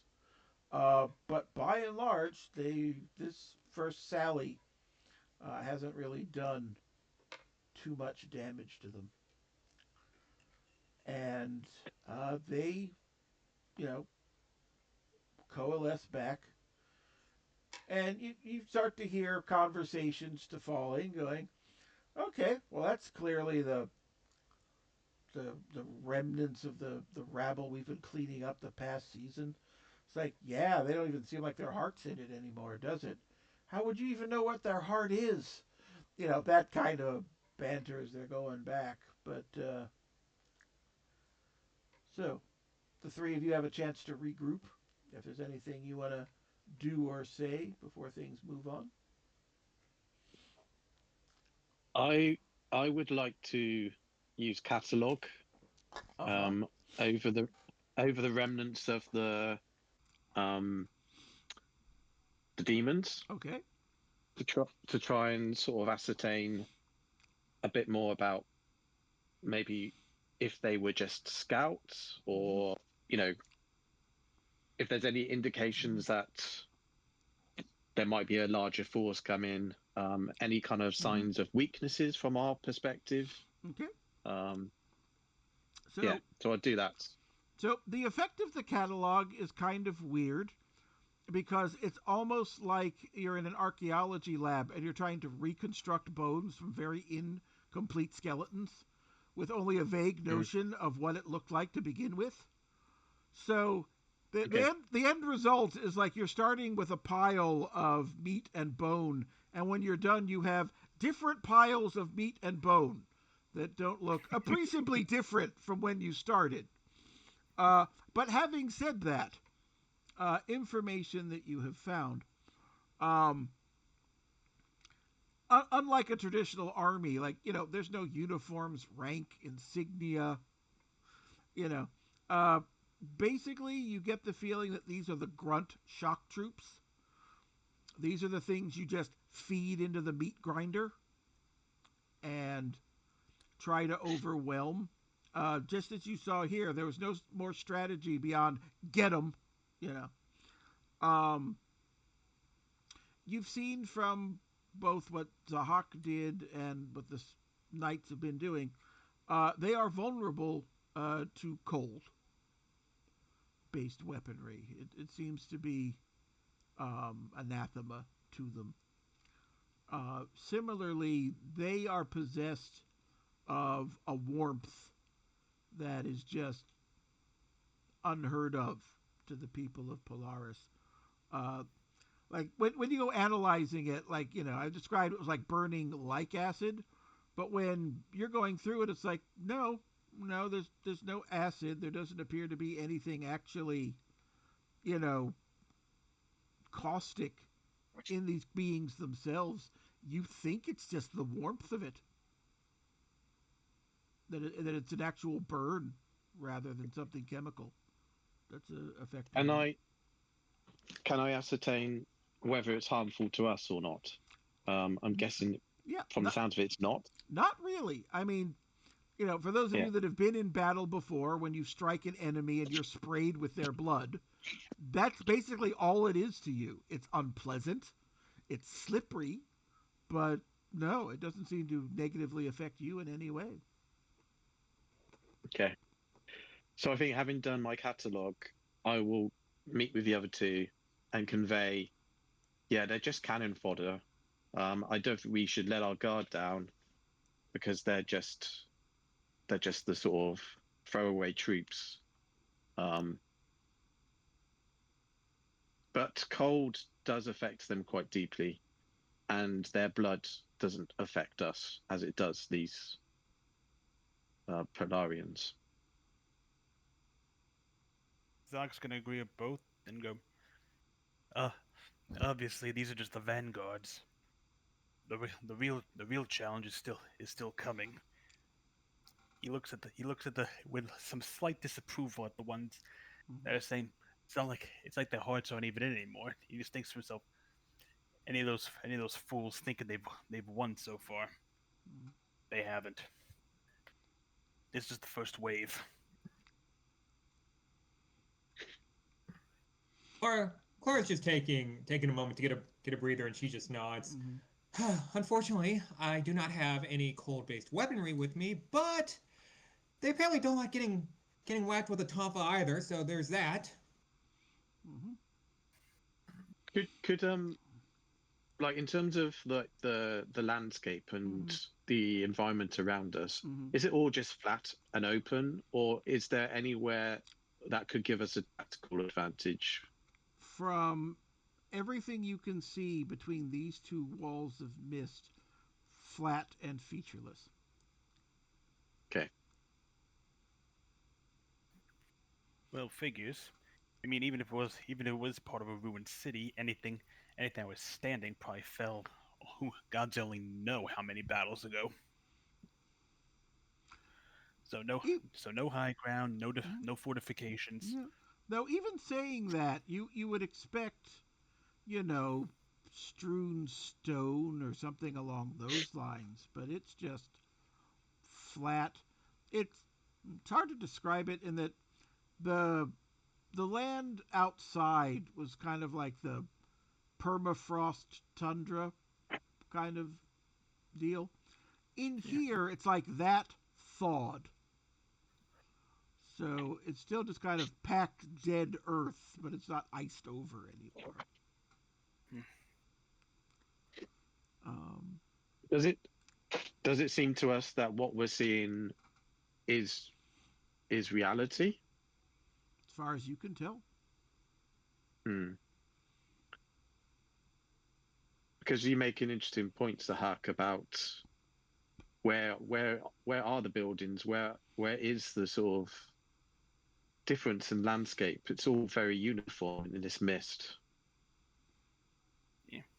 Yeah, exactly. Because if this place was a great city, hell, even if they're destroyed, buildings and fortifications are still useful. Funnel enemies into choke points. And heck, enough people with range weapons on even a slightly elevated half collapsed building, and you got the upper hand. Mm-hmm.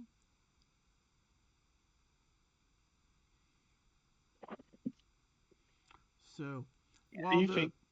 go ahead. Oh, go on. I was going to say, while the three of you are discussing this, after a brief rest, Kuma starts gathering the knights again. Um, their clear intention is to reform their phalanx and charge through the second wall of mist. Mm. So that kind of leads to the question I was going to pose to the other two, which is, do you think this formation's going to hold up if they're a little bit more ordered and controlled, or can we do something different?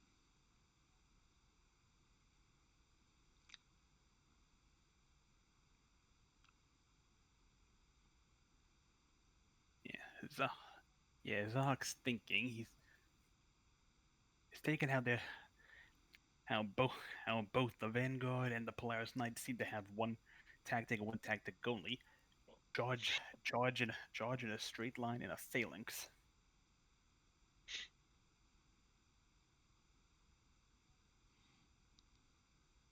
Like, Do, do I still have the tail end of the knowledge from the book? You do. So with that knowledge, would I perceive that there'd be a tactical advantage in changing tactics and doing things different? Because if both sides always use the same techniques. They know what to expect. Mhm. So, Well, is there anything?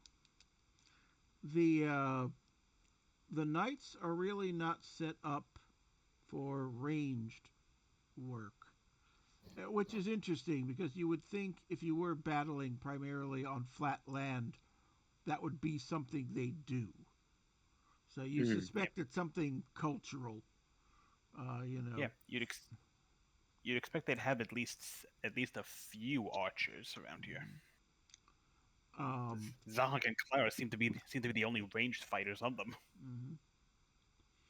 Yeah, you guess it's something along the lines of, considering it, you know, their martial code kind of demands the personal touch, as it were. Um, but anyway, aside from that, if the it's like anything else, unless you know the tactics of the other side, it's hard to know what the counter tactic is. yeah, Assuming the other side sticks with the mass and the overwhelm, then breaking into smaller groups to try other strategies is a strategy to be overwhelmed. yeah, Um, yeah. Okay. so Yes. until you see something different on the other side, it's probably best to stick as you are. Mm. And Um, I guess for the other two, so for Clara and Mm. Sahak, is to maybe hold some ranged attacks back. So like don't exhaust those because they could give us the tactical advantage we need when we need them. I'm fully aware of that. Yeah, of course. Yeah. yeah. Zahak just gestures and he says, I still have 16 thunderbolts on me," and and holds up the electrical scimitars, and I'm pretty sure I could still toss these at some of them for slightly less effect, True that. along with the rest of my abilities. So leave the long range and the artillery bombardment to me. Mhm. Okay. Well, should we join our companions? Yeah, no time like the present, I suppose. Yeah, yeah. As Though Mhm. when the next wave of battle does happen, Zahak's probably going to start by chucking the electric scimitars and Mhm. forming ice ones. Okay. The As you reform, uh, those of you with the two spirit, um, the attitudes of the knights are very much now glad they're on our side in their attitudes towards you. Um, so you've got a very healthy respect from all the knights for your power, if for no other reason. Um, uh, Gemma actually finds the three of you shortly before they sign up, and it's like the uh, the others of your clan that helped me before. They seem to know the danger I was in even before I was. Is it that you know what I intend to do in this crusade? Certainly.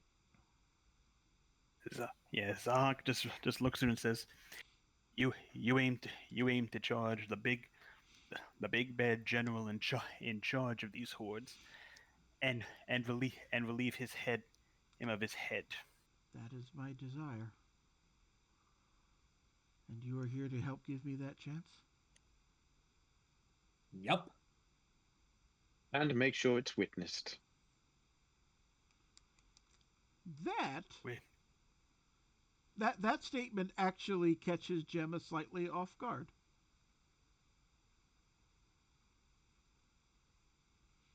As though that thought had not occurred to her.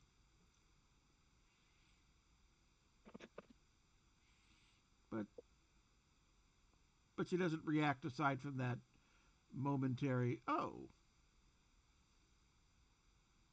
okay.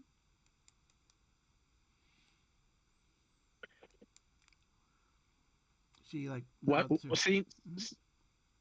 seeing that reaction, Mhm. I think Barnaby's kind of ponder and think, what did they say in the mission statement? Oh, that was Um, in the mission statement. it wasn't.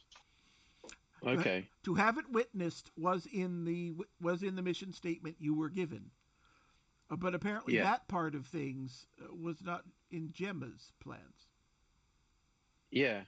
And that's gonna like that's why I'm stopping to ponder. Mhm. It's like, well, Mhm. who whose motive is that? Yeah, Zahak in his head is sees that she clearly didn't think of that, and he thinks well clearly this needs to be witnessed, because otherwise even if she just shows up with takes his head and shows up with it, how are they gonna say it's actually his and not just another demon general that no one's come across yet? Mm. Yeah, but he's someone who used to be one of their own, so he will be recognized. That's true, but who knows? Just because just because one fell doesn't mean others didn't join as well. And since who no one really knows what they look like under that helmet. Hmm. Clara, do you have any thoughts? No, I'm not much of a thinker. I'm more of a doer. Hmm. Okay, noted. Well, Sorry. well, No. It's good to see your mm. hyperactivity put to good use. And it's good And that you have the brain power to help us out with getting these people tended to. So there's that. She smiles. Yeah, yeah. Zonk's gonna while that's going on, Zonk's gonna take a look at and try and figure out how many of their Polaris allies have fallen Mhm. already. None of them have fallen. Some of the knights have minor to moderate injuries, but none of them have fallen.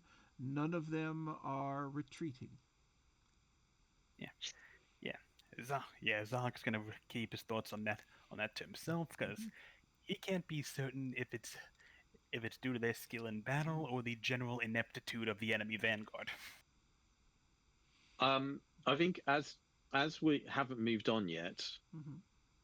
Barnaby will take the opportunity to ask Sir Gemma, Mhm. um, do you tend to get injured and hurt? Like, what's the death count?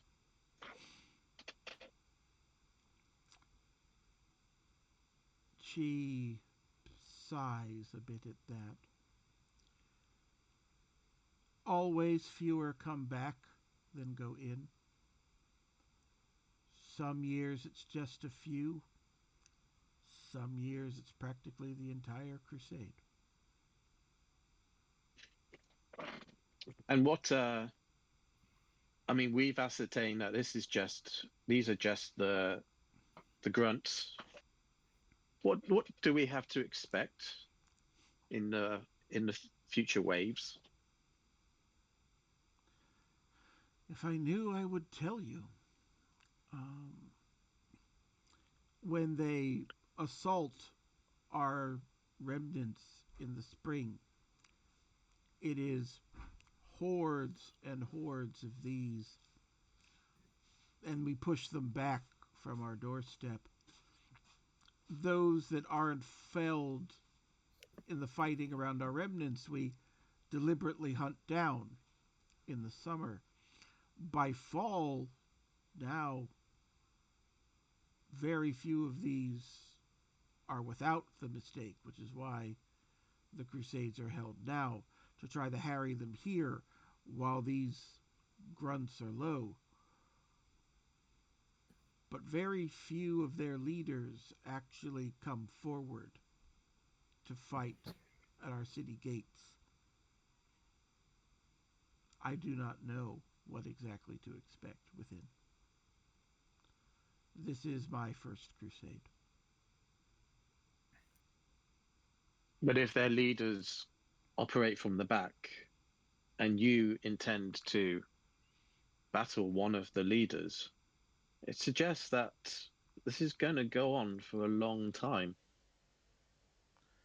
I did not set myself an easy task. Hmm. But you have heard, well, you must know from your other group, I failed in what should have been an easy mission of taking people from one remnant to another. I am diminished in the eyes of many of my order. I need to do something grand to get my full respect back. And this is how I've In chosen the to do it. in the eyes of the Enclave and the eyes of us people of the, what did you call us? People of the South. Yes. Every mistake, every failure is an opportunity to learn. She gestures to the mistake that you are currently in the center of. What do you think we'll learn from this?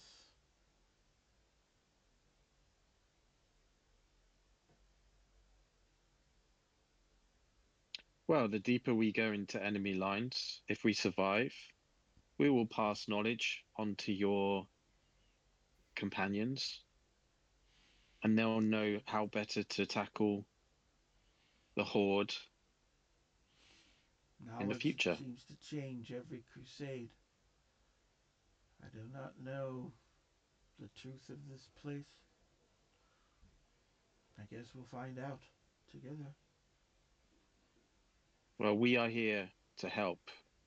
So if we can help you to look good Mm. and to make amends for some of the damage done before, then we will do so. And you've seen my companions are powerful. She claps a hand on your shoulder. Thank you. And does the same to Clara and to Zahak. And you notice that unlike the other knights, she does not actually flinch at the warmth of your bodies.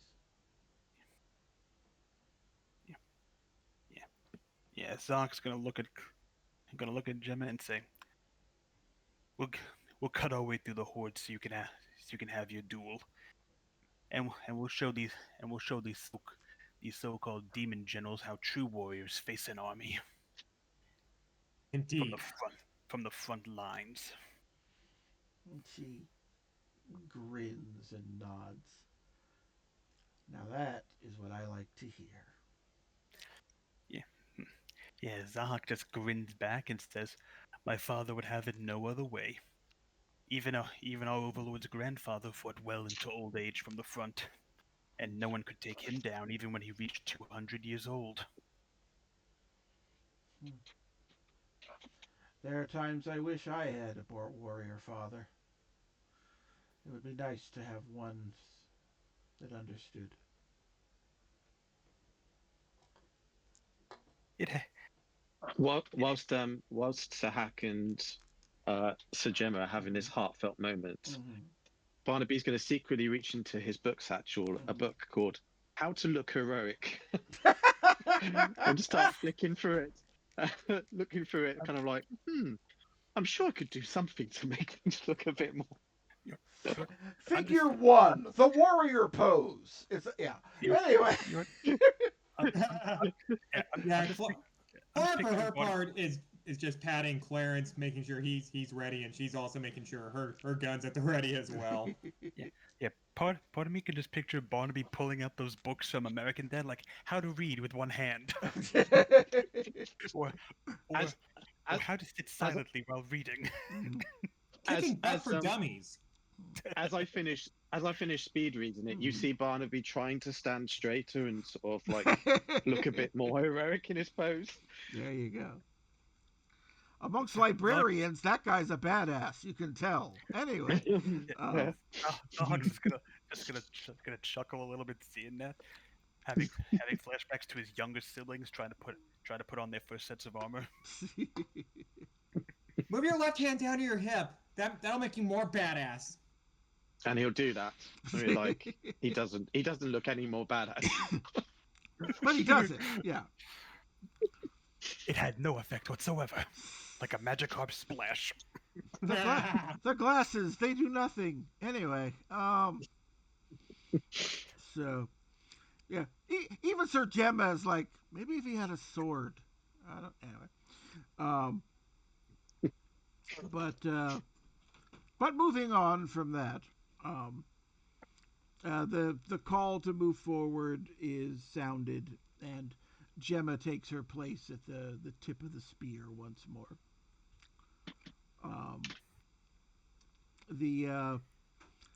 It's interesting. The phalanx reforms up, and Clara and Zahak presumably go to the spots on the left and right they did before. Yep. And why fix what isn't broken? You notice that they have actually reformed slightly differently.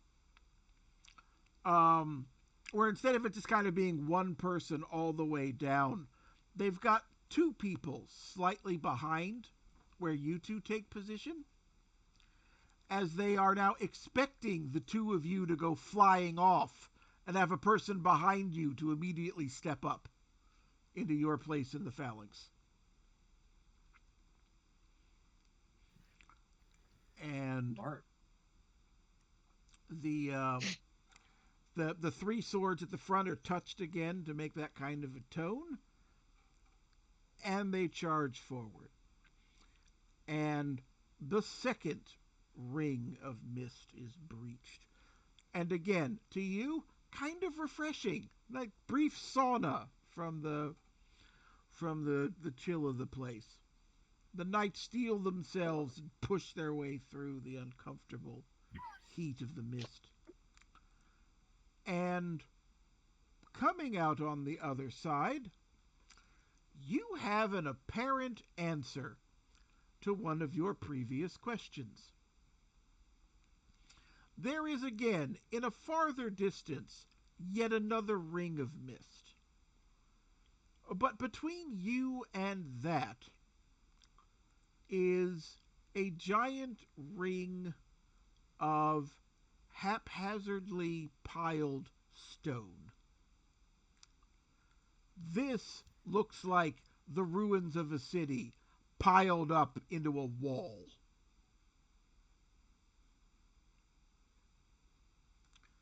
And here and there, within this pile of rock, you again see the flashes of the red flesh and the white bone that have to be the demons. But it's weird. There's either passageways within these piles of rock that the creatures are moving within, or they're somehow part of the mortar holding this thing together, and they're kind of moving where they're trapped in place. Possibly both. And the charging hordes, your charging knights, pull up at the sight of this new obstacle, as they know better than to try and drive their way directly through stone.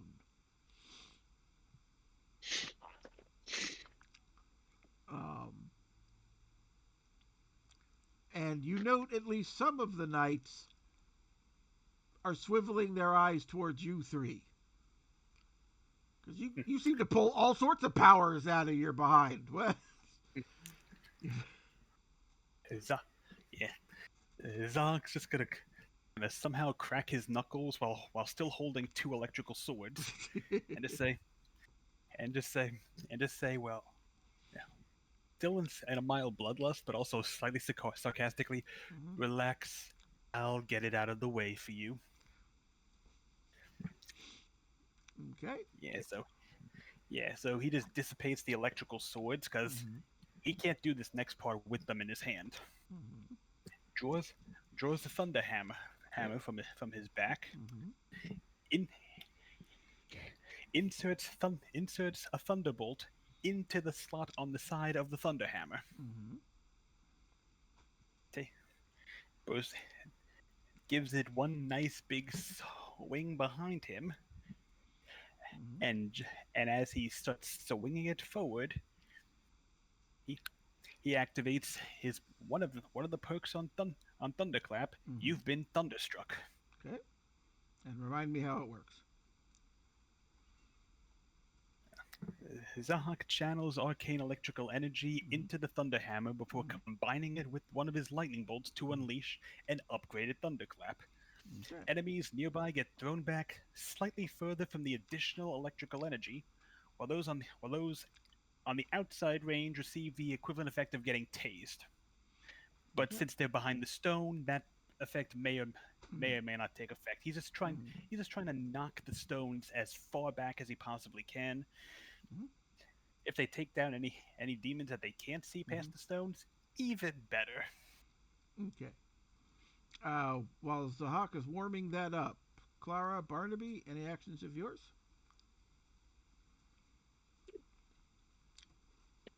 Have are my is my tactical knowledge from before, has that kind of like You've got one phased more. out You now? basically got one more use of it, and then it's gone. So what do you want to know? Okay.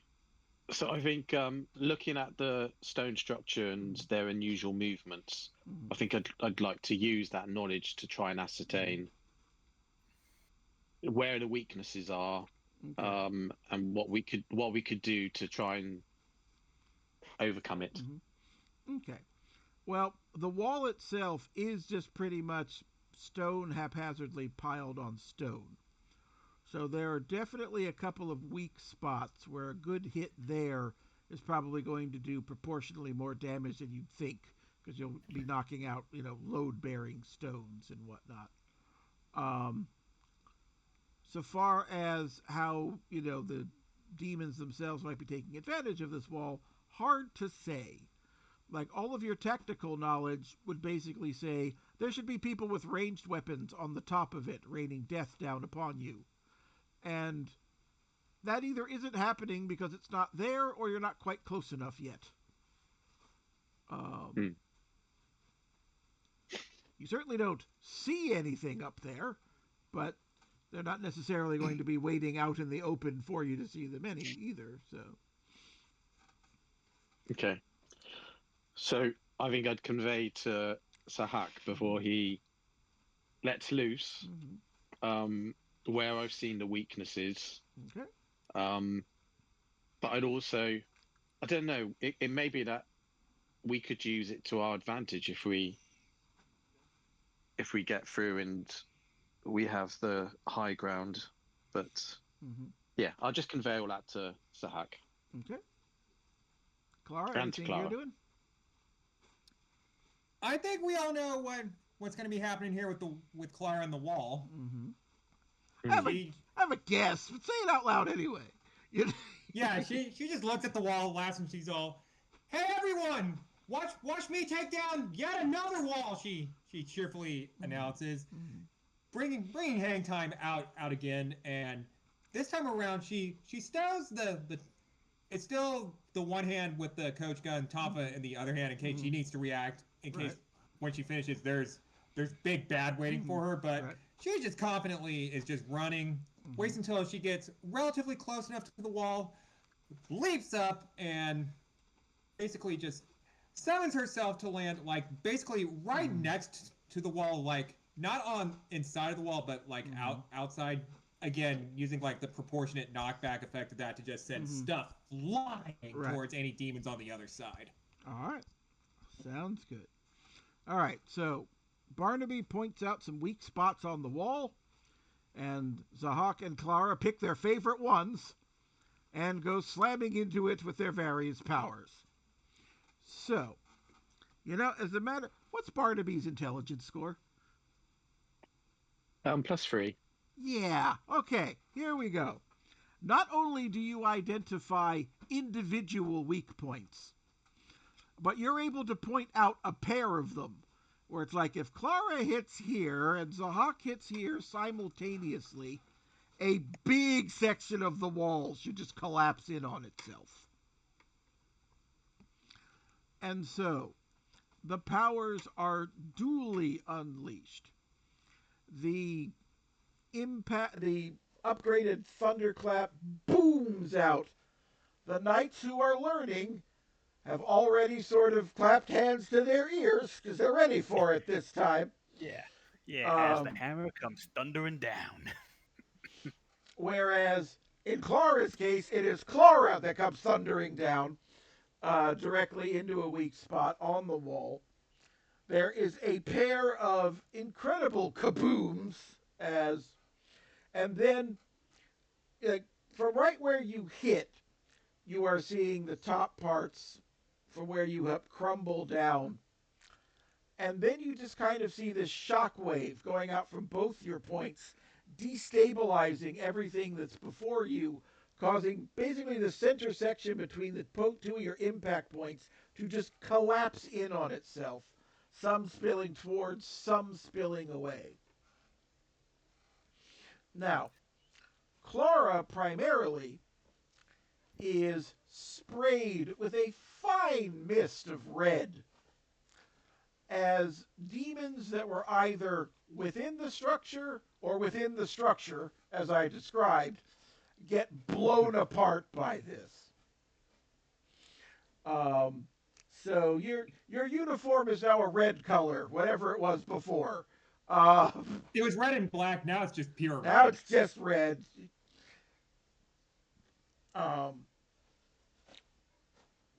Not missing a beat, the knights start charging for the gap in the walls that you now have just created. And similar to before, you notice again, they're doing that pattern with their swords. They're putting up some kind of a starlight barrier between along the sides of their phalanx as they're charging. And it's a good thing, too, because in the spots of the wall to the left and the right of your impact points, suddenly a barrage of bone splinters starts coming out from the walls. Directly in front of them, nothing, because everything that was there got crushed. But from the left side and the right side, it's not quite machine gun speed, but it is a steady blast of splinters coming out at both sides aimed at the knights. So far as what Clara can see on the other side of the wall, the expected, masked defenders and things like that, nothing. It would seem that whatever is manning this barrier is solely within the barrier itself.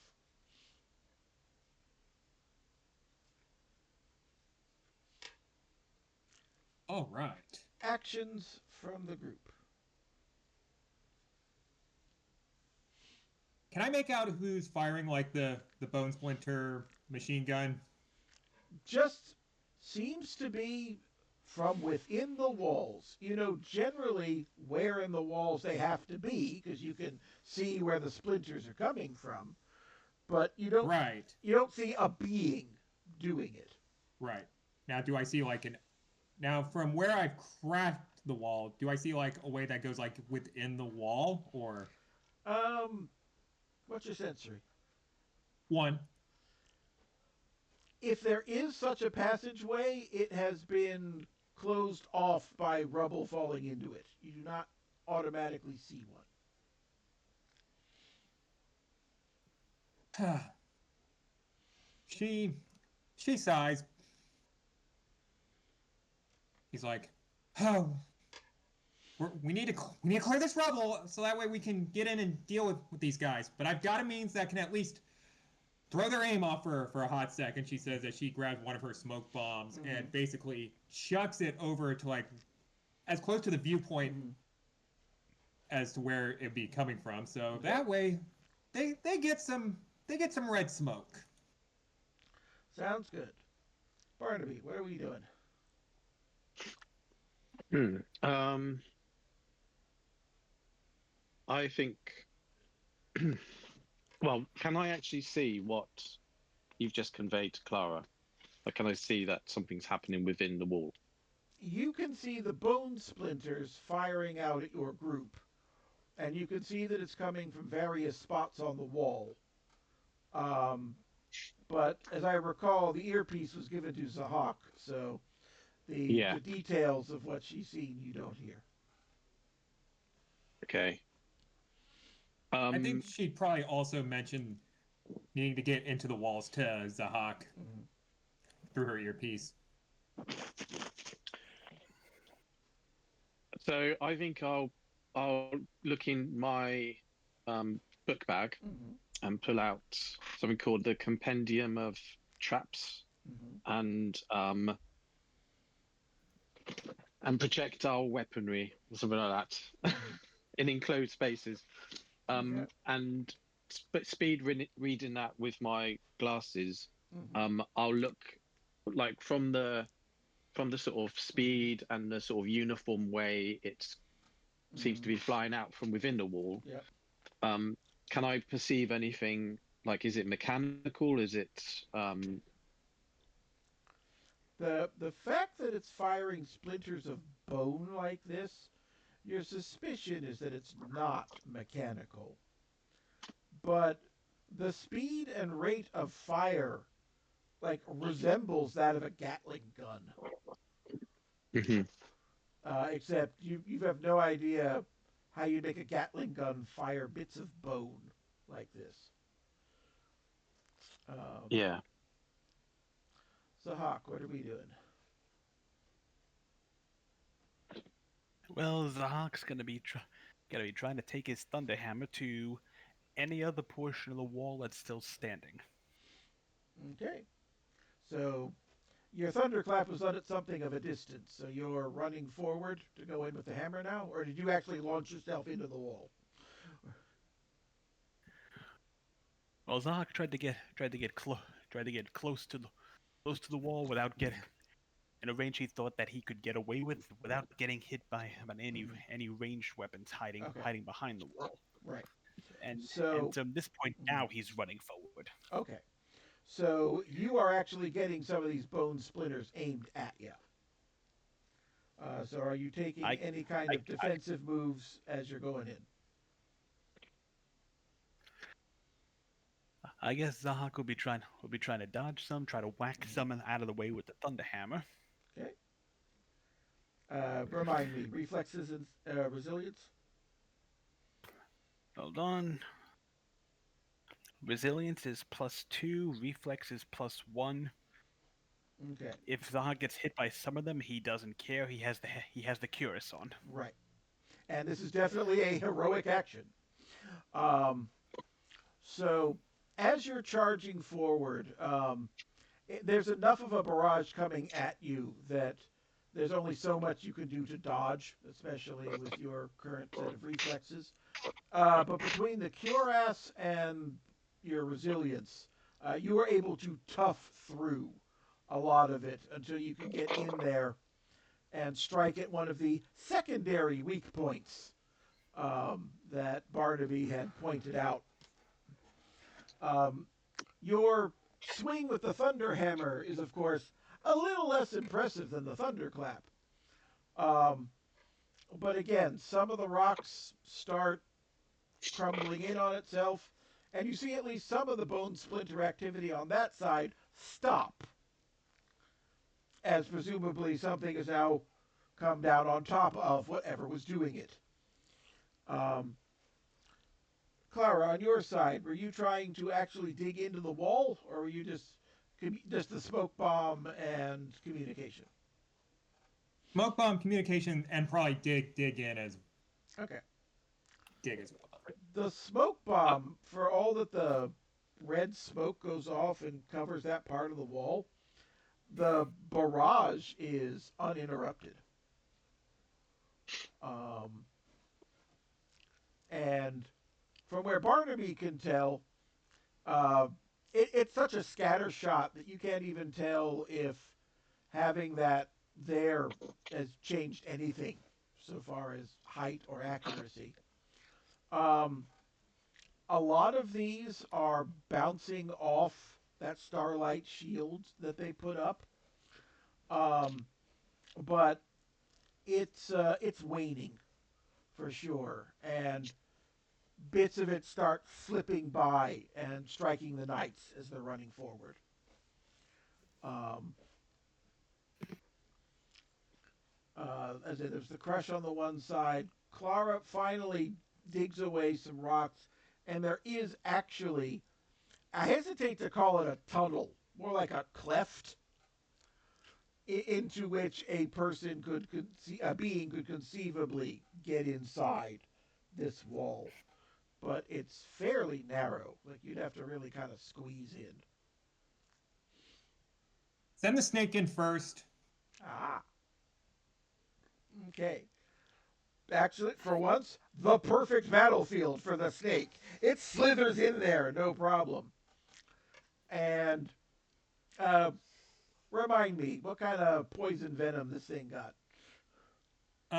I based it off of the Gaboon Viper or Okay. Gabon Viper, or however you say it. The incredibly deadly viper. Yes. Anyway, so only for realsies. So okay. So it goes in there, and slowly Barnaby notes that the barrage on the left side seems to be slackening.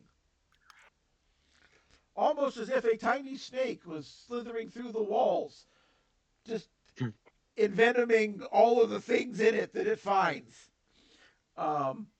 It's also lessening on the right, but that's more obviously because Zahak made rocks fall, things die. Um, so they're getting closer and closer, which on some level is good because it makes the angles less, and so the shield can now focus on a smaller area. But of course, worse in that they're closer and they're taking the full brunt of whatever's coming at them.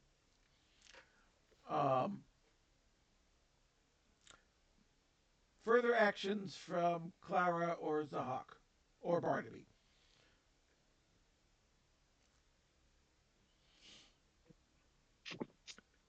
I think Barnaby's going to shout out a fun fact that this type of sustained fire is dependent on sustained line of sight and fixed firing arcs.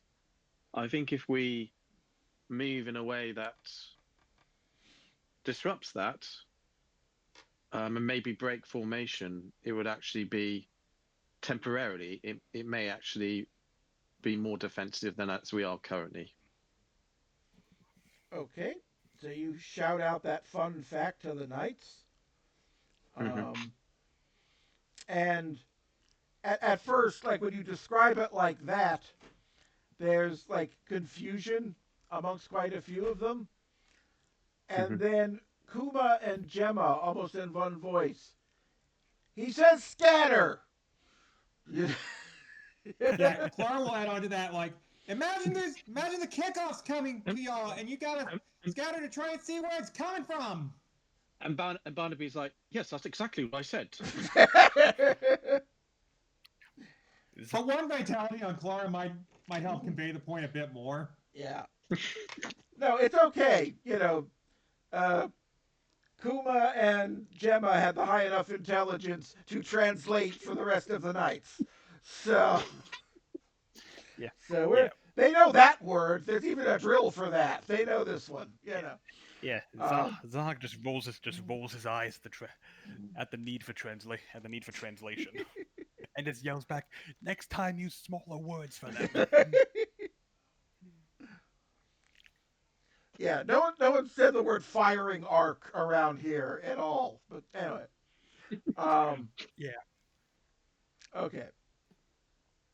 Oh, I So, will say, yeah. whilst he was saying it, he did try to strike as heroic a pose as he possibly could, and failed miserably. Yes, as Conduit, I will grant that you failed miserably at that. That is so. So, anyway, all right. The knights scatter. And these bone splinters that had previously just kind of been drilling into this one large target is now splitting its attention between a lot of the smaller ones. So the good news is that, like Zahak, that kind of lets them bob, weave, dodge a little bit. Um, but also, like Zahak, means the ones that are being aimed at are having to kind of tough through it. Snake's doing good work on the left side. The amounts of bone on that side is constantly dwindling. Um, Zahak is continuing to pound the weak points, I presume. Yeah, Zahak's gonna keep aiming for the weak points, and if he spots any of the demons in the cracks of Yeah. of what he's already destroyed, he's Mhm. gonna give them a very unfortunate case of Thunderhammer to what he thinks is their face. Indeed. Not a But lot, not a lot of faith in this, but then again, they seem to be like used as hey, mortar almost. So hey, Zahak doesn't care. It doesn't matter where he hits them with the Thunderhammer, it's gonna hurt. as long as something pulps when you're done. Um, He doesn't okay. have that problem with hitting things with the Thunderhammer. Especially when these things are immobile. Um, you take a couple of bone splinters for your trouble, but yeah, you're pulping these things left and right. Clara is able to find a few with the tonfa as you're crawling about. At this point, the knights have actually reached the wall, and they are climbing up on it, jabbing their starlight swords into every crevice they can find. And slowly but surely, this section of the wall falls quiet. Your snake slithers back out of the wall, and somehow, it's feeling very pleased with itself. Oh, who's a good team mascot? You are, Clarence. And the knights reconvene. Uh, of the group you started with, that was in the neighborhood of 20 or so, um, 5 of them have pretty serious injuries. Bone splinter through the leg, or through one of the arms. One a solid shot to the torso. Gemma's got a lot of little cuts and scrapes, but is still fully mobile. Um, the 5 that are wounded badly, um, you see, Kuma gives the face-saving order. Okay, we need you to guard this gap. Um, and one or two of the more able-bodied knights stay behind to assist them. And they're going to try and keep this space open for when the rest of you return. I think Barnaby seeing that Mhm. 5 were injured Mhm. would pull out from his book bag um, field medic Mhm. a field medic guide how Mhm. to deliver fast Mhm. quick aid a Right. quick fast Mhm. first aid Right. in the field, and with that see if he could maybe Mhm. patch one of them up or several of them up so they might be a bit more useful Um, with the bandages yeah. and the that he's got. Yeah. And yeah, that kind of first aid um, is able to be rendered in a few places. For some of them, it's better to remove the splinters and wrap the gauze to hold things in place. For one or two of the knights, though, you're actually kind of afraid to pull the splinter out for fear No, that. I'd probably bandage around the splinter to try Yeah, and actually hold it in place in that instance. yeah, Yeah. they actually like snap off the ends and try and hold it in place because yeah, they're worried about Mm. that being the only thing keeping the blood inside at this point. Mm. Um, all of them are able to still wield their swords, but quite a few of them they're not moving very well. But not a single one of them is suggesting that they should retreat back to base camp. Um, I think Barnaby will also ask the other two. mhm. Do either of you have any of this? What's it called? Nostrum or some sort of medical cures that we could provide? It's, yeah, Zahak. I was given I was given one last. I think I have one. I was offered last mission I was on. Let me check. He reaches, he pulls it out, and goes, "Here, don't know how many uses it has left, but go for it." Hmm. It just depends. If we lose 5 every time we go through, we need at least one. Is it worth holding this back? Um, or do we use it now? I say we hold it back. We need only one of them, and as callous as it sounds, we only needed one of them and Sir Gemma by the end. So technically So, we need. So yeah. So technically we need 2 of them. Mhm. yes. So this will probably be more useful. Let's see how things progress.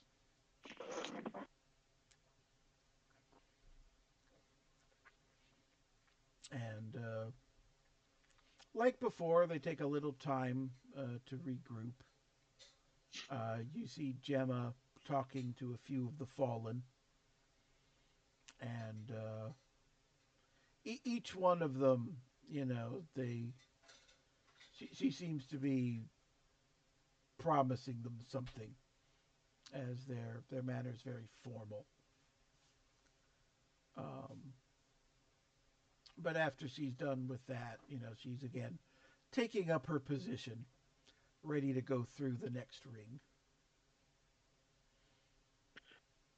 So, can I ask, like, what we can see? So, are we actually in the middle of what used to be this circular structure, or can we actually see another mist barrier to go through? There is the wall of stone was halfway between two mist barriers. So Right. yes, there is yet another mist barrier between you and going deeper in.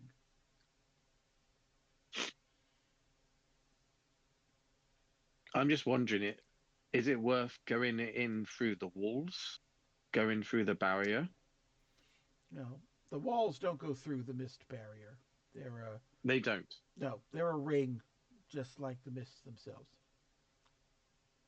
Okay. And presumably, if you go beyond this part of the wall, which you have uh, denuded of life, uh, you will be subject to attack. There's even some And question as to whether this, you're not sure if this wall could be repopulated or fixed, but it's an outside possibility. can I use catalog on one of the things that have been, one of the sort of foreign things Mm-hmm. to try and ascertain what it is and how we might deal with it if we come across it again? Sure. Once again, you start with a pile of rubble and you sort of end with a Mhm. pile of rubble. Mhm. Um, but what you actually find is that it wasn't a device, it was the being itself, somehow expelling its own skeleton as ammunition. do I determine anything? Like we saw that smoke didn't stop it. Mm-hmm. So is there anything that I can perceive from having done that would actually help us to combat it going forwards? It hard to tell from the remnant, but your gut feeling is that it did not actually have a head. You don't really perceive sensory organs at all. So your guess is either it was directed by sound, or somewhere else on these walls was something acting as a spotter for this thing. Probably the sound thing would be your guess. Okay.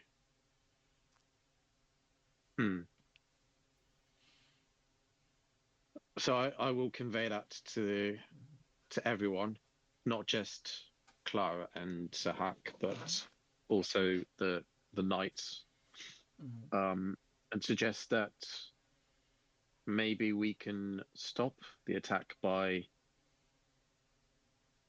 making noise elsewhere and trying to be a bit stealthier.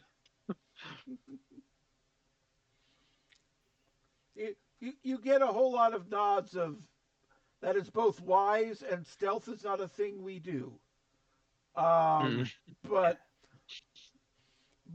I mean, unlike your other, unlike the normal things of knights, they're not really in heavy clanky armor. But their swords do literally sing. So, Can their swords stop singing? They can. And the thing is, though, to use the powers of their sword is to manipulate its song. So to quiet it down basically means that they're just pointy bits of metal at that point. But yes, they can quiet it down to see if. And how long would it take? And how long would it take for them to effectively recharge it if they did that? Depends on what it is they needed to do next. To simply make it battle ready to swing again would be that of a moment. But if they actually need to do a major working with it, then it would take a little time. Okay. Do either of you have any scouting capabilities? Clara just laughs. She's like, "You saw how fast I go, right?" Okay. Do you think you could go through one of these and back out again quick enough to find out what's on the other side before getting hit? Yeah. Okay. I mean, before we go bursting through one of these walls, if we do encounter one again, and losing more of the knights, if you run through and tell Zahak what you see, we can then decide what to do next. Certainly. All right. Okay. So,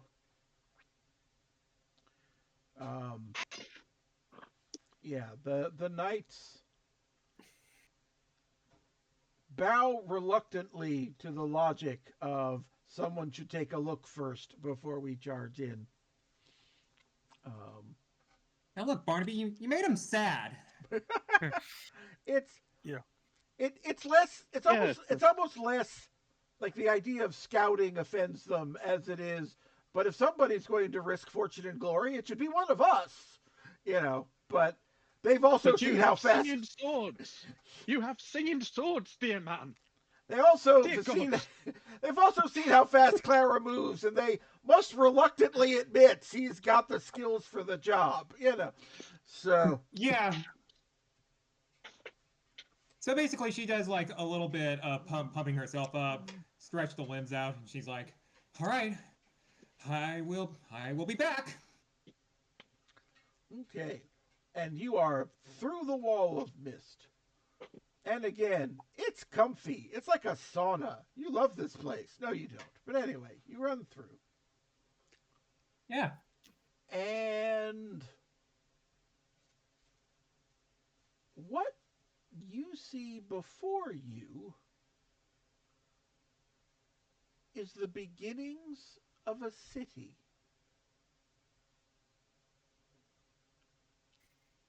The very center of it is a round tower that is just kind of going up into the heavens. You can't quite tell what it's made of, but like imagine all of the pinks and yellows and oranges that you have ever seen in a sunrise or a sunset. And those are all the colors of the bricks that make up this building. It's a little indistinct, though, because it's still got that cloud of roiling white vapor around it, as though it's seeping up from the foundations of that building. And then out from it, in very ordered rings around, are similar buildings, all in that similar daytime hue. There appears to be an actual protective wall around the inner city, which you actually appear to be properly manned. And I do mean manned. You cannot tell full details from how far you are, but they're actually humanoid rather than the hulking monstrosities you've seen to this point. The streets of this city, though, look pretty empty. If there's anyone about aside from the guards on the wall, they must be inside these buildings. But for a place that's supposed to be an utter ruin, no sign of that at all. Yep. So Clara basically gets down, makes herself as little of a target as possible. I mean, she was already probably not much, but every little bit does help. Hits her communicator. Zahak, there's a big fucking tower in the center of it. It just goes high. There's like pinks, oranges, yellows, cloud of vapor around it still. And there's like ordered rings of like similar buildings, and there's like an actual wall that's manned. But the streets are empty. Zahak says, tower in the middle of a battlefield that looks manned, but the streets are empty. That just smells like an ambush. No. The walls are manned. I don't know what the tower is like. Sorry, walls are manned. Giant tower, presumably with a clear view of everything around it, and the streets are empty. My guess looks like either an ambush or an easily creatable choke point they could use to catch us all in there if we're not careful. And as he says that, Zahak looks back at the knights and goes, they're definitely going to catch us all in there.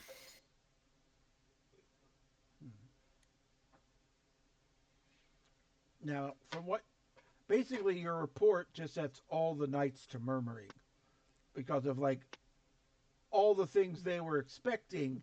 That was not even on the list. Yeah, Zahak's going to try and get the attention of either Kuma, Gemma, or both. Oh, easily done. They come over to confer with you. Yeah, Zahak's going to Clara reported in.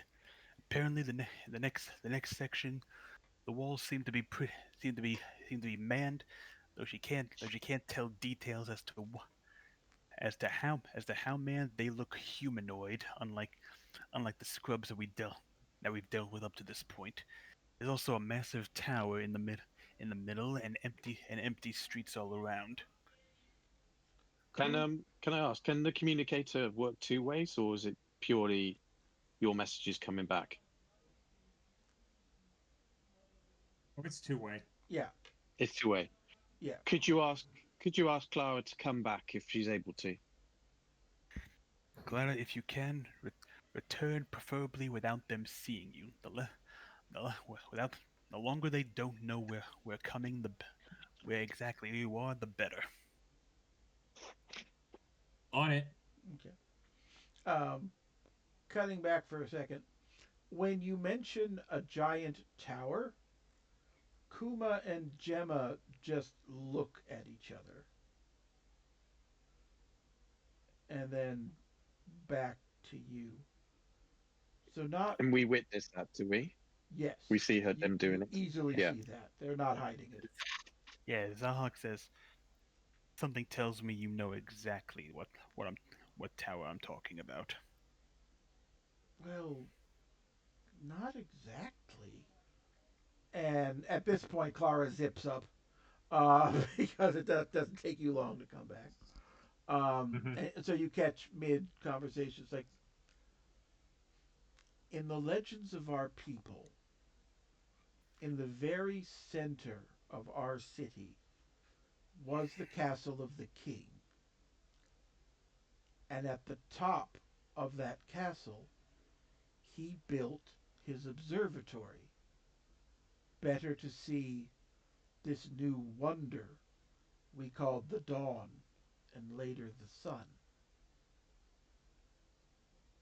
But that was a tower of white stone and crystal, almost clear so that you could see the sky from every angle. But all of that was destroyed in the mistake. It was the first part of our city to crumble and fall and be lost to us. And now you tell me there is a tower in the sun's colors there? Very This is much. this is impossible. You thought you thought people from the south was impossible. Gemma's looking at Kuma, and Kuma's like, "You got me there, I guess." Uh, Yeah, Zahak's gonna hear that and just go, "Yeah, we're gonna be yeah." The word impossible, we're removing that from any discussions involving this, that left because that went out the window the moment this battle started. and like you hear a couple, like listening to the knights around you. People are going like, but Soren, Kuja, you were on last year's crusade. You saw nothing of this, right? And they're like, yeah, we dove into a cave and dove deep into the Hmm. earth. Could this have happened in a year? Are we Can all are we all going mad? Zahak's gonna say either un, or it is possible when you charged into the mist last year, it took you to a completely different location, and that this has been here for quite some time. could um could Barnaby hearing that the two that had been there before? Mhm, Could he like go with his scanner mhm, and sort of like beep, beep, sort of almost mhm. see if Yeah. there's anything strange about those two? Nothing stranger than any of the other knights. Um, Okay. they do not appear to have like lingering magics upon them from that time or anything along those lines. Hmm. Um, And yeah, I mean, Clara, is it worth Clara, is it worth looking through again and back to see if it changes?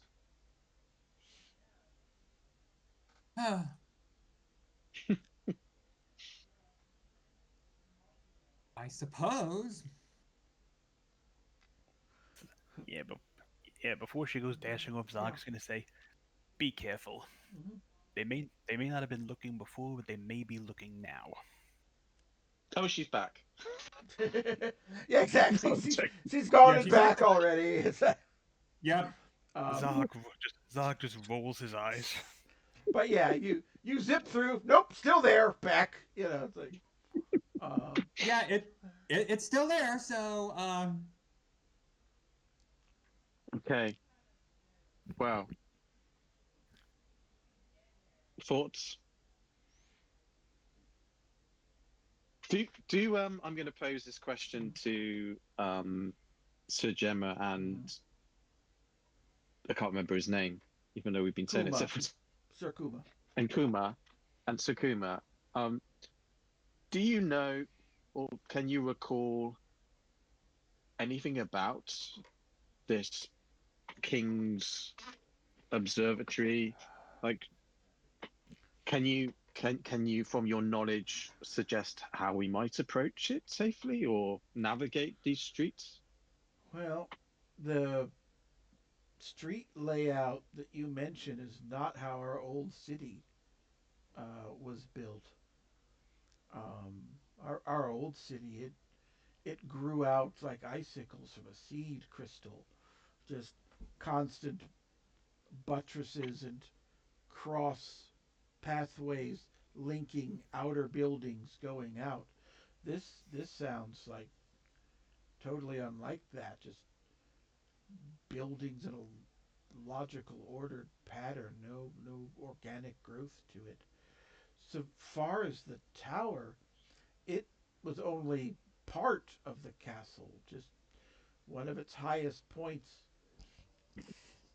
Supposedly, it was there that the king built the great calendar to actually keep track of this new thing called time that was being marked by the passage of the sun. Hmm. Some of our legends claim that the smoke roiling up uh, is still that calendar working today, belching forth its smoke and steam as it counts the time away. But I don't know how much stock I put in that. Could it be that time moves differently near this tower? Can't rule it out, but well, I mean, like looks up at the sky, which is unchanged since the time you've been here. Honestly, without the calendar of the king to track the the movement of time, who can say how fast it goes in one place or another? That's something for the scholars and the philosophers. Um, and your colleagues who've been here before saw a cave. What exactly did they come across? They call over the other two knights to tell their story directly, and they're like, "Oh, it was horrible. It was we kept going deeper and deeper into the ground. It was warmer all around us. The beings down there became more and more fluid, but it was just that endless tunnels, strange caverns of unknown use. It we kept slashing and squashing and destroying everything we could find in the hopes that maybe it had the feel of this is where things were growing. This is where they were regrouping and making more of themselves, and we just went until exhaustion claimed us and we had to go back. But oh, the heat! It was almost worse than the creatures. Where that is in this city? Was it even the same place? They're just. They shake their heads. They have no idea. Hmm. Is it worth digging down and seeing if we hit anything? I'm going to I'm going to um I'm going to use knowledge's power All right. for a book understanding um ge- understanding topography, geomancy, and tunnel Okay. or something along those lines. Right. Um, and suggest that the kind of ability off the side of it is Mm-hmm. the ability to sort of almost sense if there are any sort of structures underground. Okay. So, for your knowledge's power, I will give you the equivalent of the Lithomancer's tremor sense. Um, Okay. uh, for the record, though, all of your uses of powers are really starting to take its toll on you. Yeah, You are in that's mid fine. yellow essence at this point. Okay. I mean, to be fair, I was pretty much like that just from walking along with these guys. No, that's mid yellow stamina. This is essence. Uh, Yeah, yeah. By this point, you're probably in low yellow stamina. yeah. um, Okay. So, but you send Clara has barely broken a sweat. indeed. Show You off. send forth the ping of your power, and yes, as near as you can tell, there are underground caverns and tunnels, and the biggest bulk of them appears to be directly under the tower at the center, with a okay. bunch of tunnels leading out from it into these various outbuildings in the city around the tower. And do I perceive any tunnels that we could potentially tap into If so you that we're not were to seen? breach some of the outer buildings, you could conceivably reach the towers underneath them, assuming there is a door or a passageway linking them, as opposed to it just being under. That you can't quite Mm, tell. okay. But it seems So in weird to my put out tunnels under things and not have them connect. So you think yeah. that's a pretty good guess. Okay. So I'm gonna like convey this to the others, Mm-hmm. and make the suggestion that potentially it is the same place, but just more developed. And that it might be a good idea to utilize these tunnels to get closer to the tower without being seen.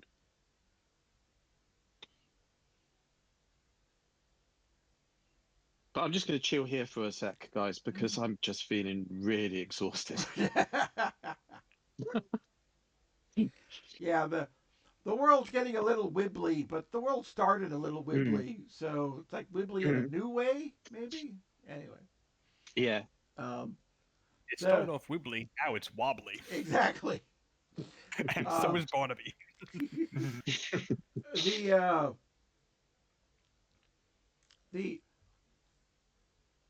and again, you're getting a conversation among the knights where it's like, on the one hand, skulking in tunnels, not really knight behavior. On the other hand, taking the fight to the center of the tower, that's a thing they want to do. So the conversation doesn't take all that long before they're like, yeah, okay.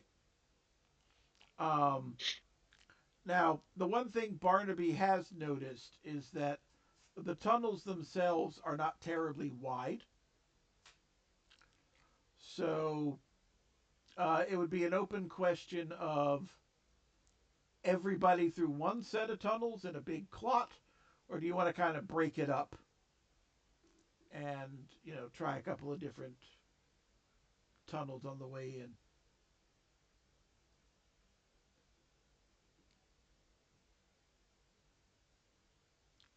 Kind of thinking we do a couple groups. What do you think, Zahak? I agree. They agree as well. Now, so Def- far as your group goes, are you three staying together, or are you splitting up? I think. Hmm. I mean, we should at least stay with Gemma's group.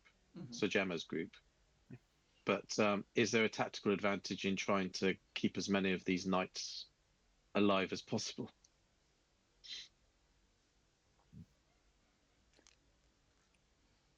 More people to help swing swords at. So maybe you two should split.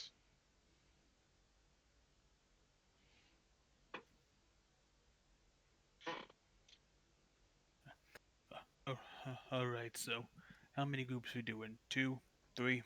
Two.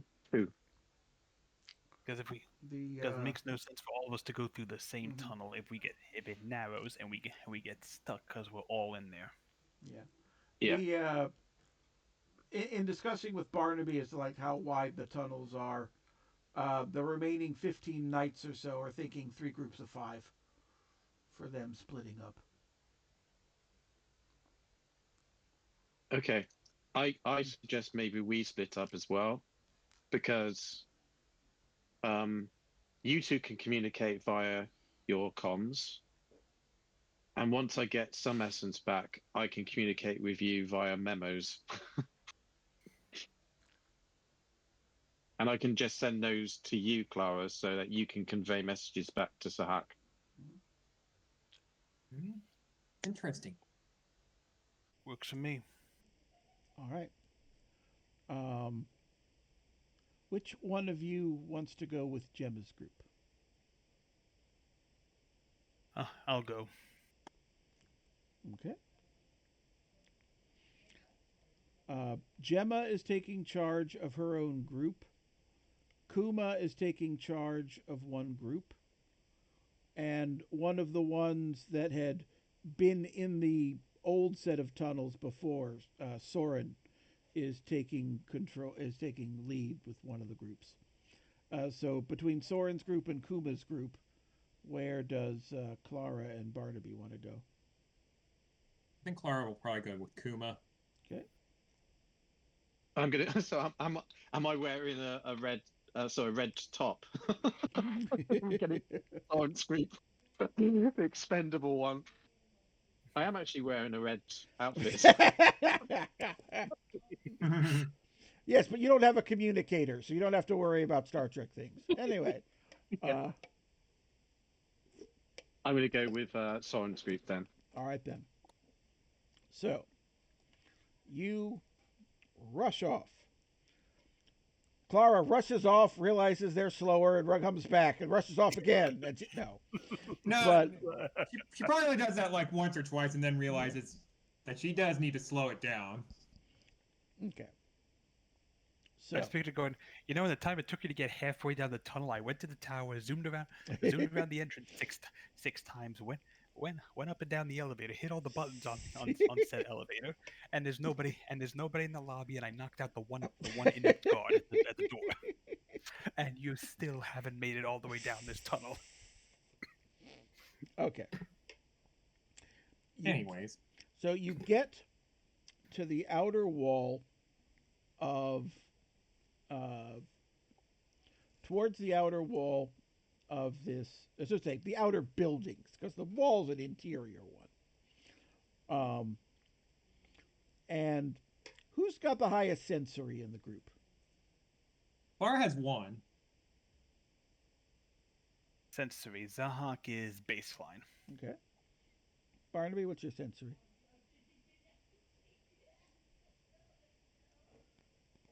Or I could look that up. Hold on. Baseline. Sorry. Also baseline. I'm baseline. All right. Clara, as you're going with your group, The sky above, which has been sort of unchanging this whole time, you start to see what looks like a brighter spot appearing in the sky, roughly where the tower is. Yeah, she looks over at Kuma. This may just be a thought, but that's getting brighter, and I think that might be where the tower is. He looks up towards it, and his eyes widen.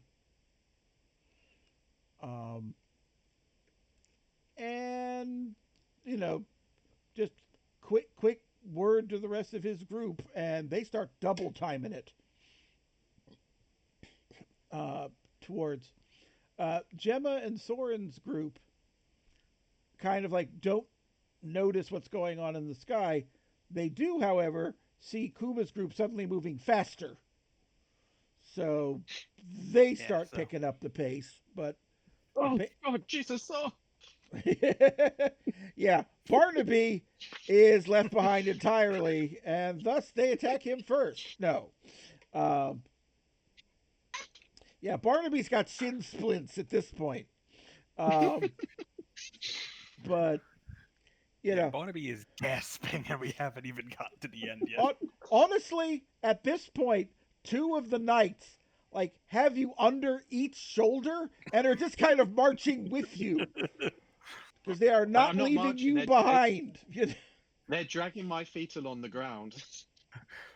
Yeah, funny. I could just picture one of them just going, "Enough of this!" Just throwing Barnaby over their shoulder like a sack of potatoes and just running with him.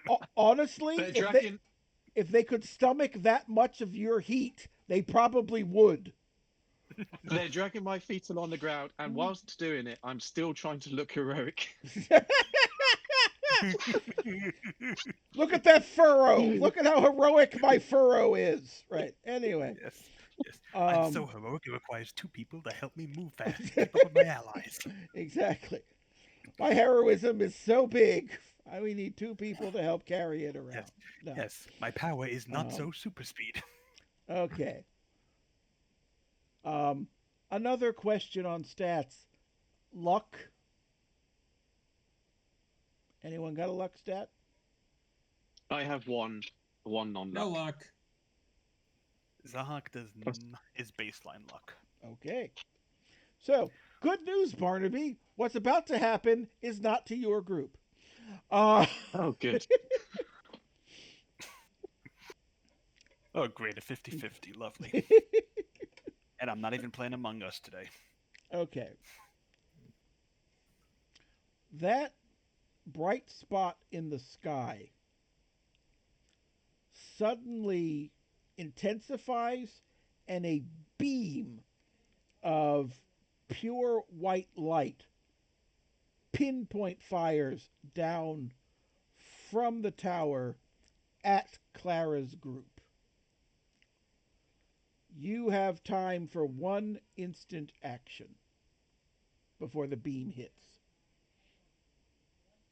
She shouts as she does like a dolphin dive and roll out of the way. Okay. So you're just getting yourself to safety and calling a warning. All right. Yep, and yeah, because it's probably much faster for her than rather trying to grab someone. Yep. No, that's fair. The beam fires down, and everyone just tries to throw themselves out of the way, but it happens so fast. Clara, you're fine. You zip out of the blast radius, but basically a flash of light, and when your eyes clear from it, that group of 5 knights is down to 2. No sign of the other 3 except for 3 heaps of clothing and a puddle of liquid. Kuma is one of the survivors. Fortunately, three will. She just mentally shakes it off. She's like, "All right, we gotta keep going. Come on." Yeah, you get no argument from Kuma and the remaining knight Martik. The other two groups are also like, yeah, yeah. It's just so you get to that first building, and this is where you discover that like whatever this block of stone was meant to be, there's like not a door in it.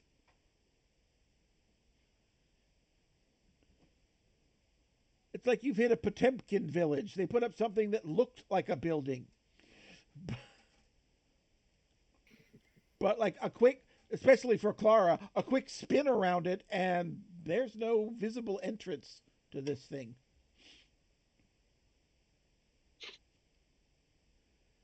Actions.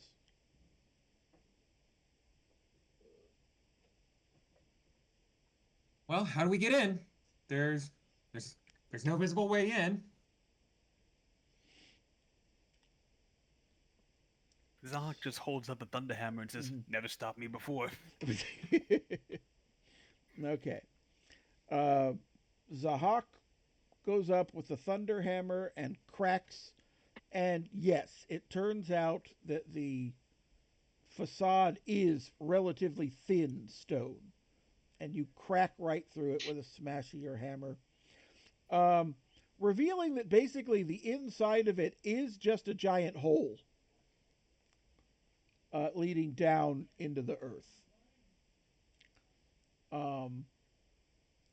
On Barnaby's group, they have to put him down so that they can all get to beating on the wall with their starlight swords. It takes a little while because swords are not really meant for bashing things down, but they eventually chip away enough to bash a thing in. Which is what Kuma and Martik are doing with what's left of Clara's group, unless she's got something a little more bashing. Yeah, she'll probably like whack at some of it with her Tafas as well. The walls are quickly cracked in.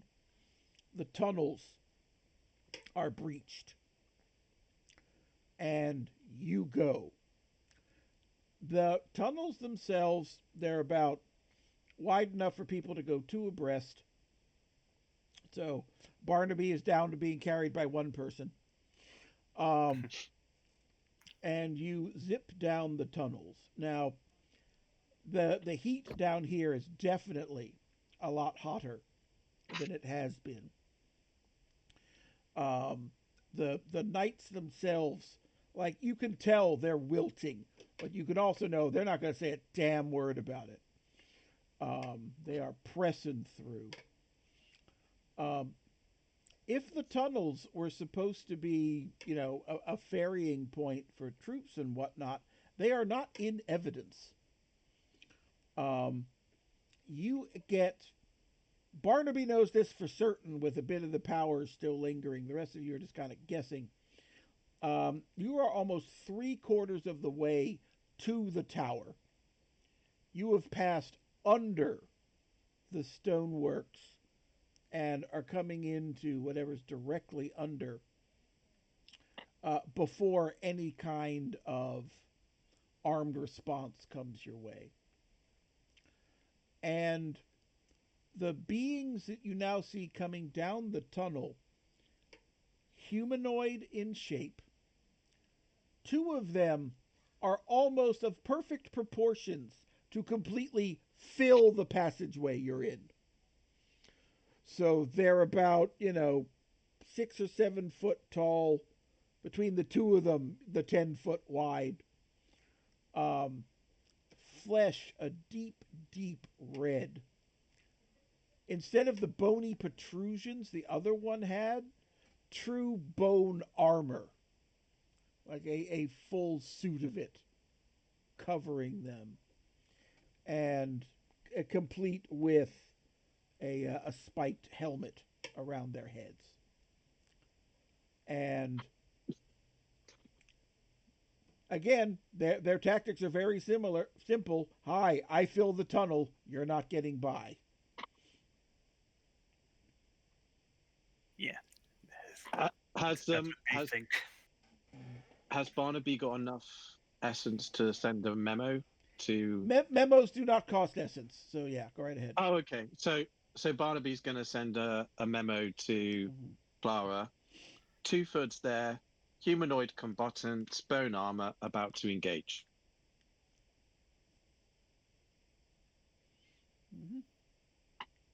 He's like, yeah, I could tell.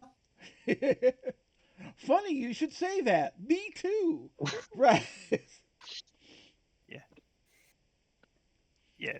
Um, If Zahak hears that over the headset, he's gonna say, yeah. "I'm looking at two soon-to-be corpses too." Oh, you Okay. want to make this a game then to see who gets rid of theirs first? Zahak just grabs an ice thunderbolt with one hand, while Mhm. and the other hand holding him the thunder hammer, and saying, "Oh, Mhm. let's have some fun, shall we?"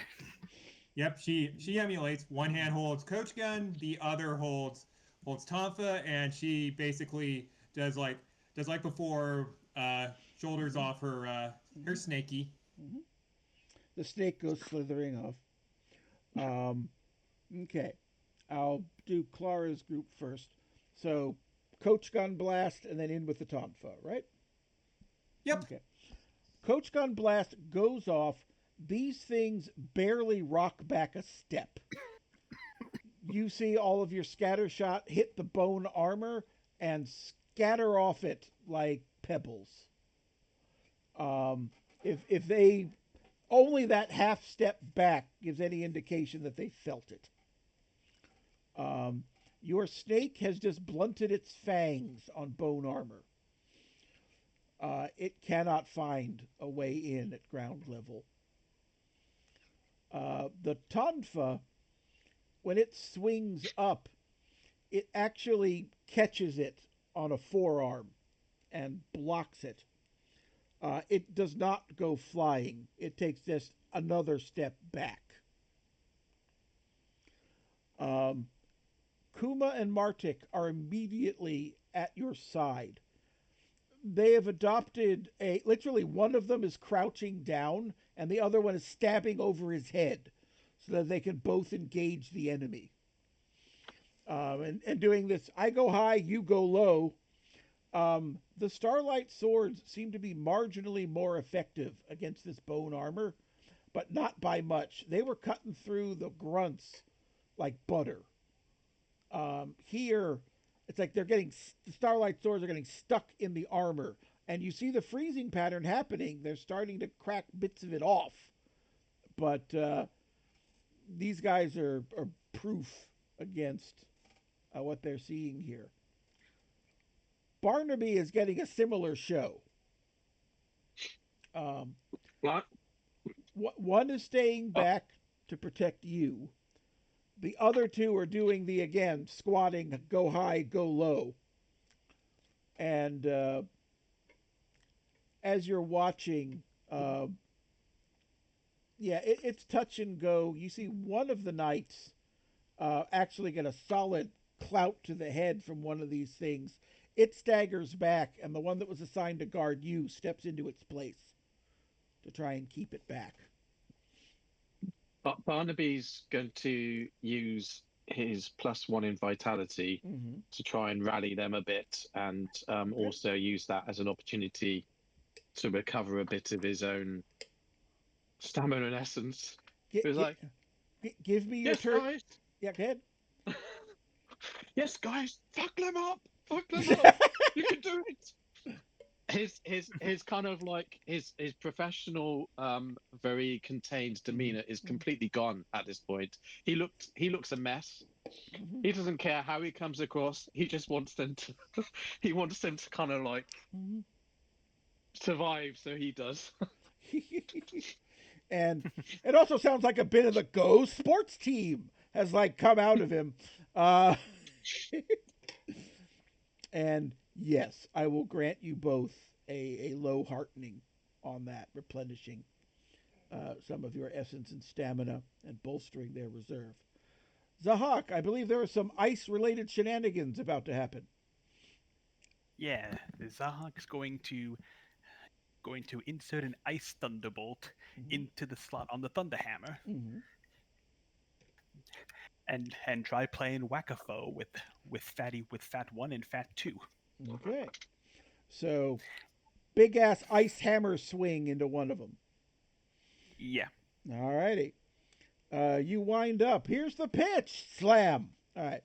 And your hammer, being a better smashing weapon against bone, Yeah. it's one of those things where, like, the first crack goes in and the bone armor holds, and then the ice starts spreading out through your hit. As you're raising back for a second strike, Gemma has already crouched down and stabbed from a spot like just behind your hip.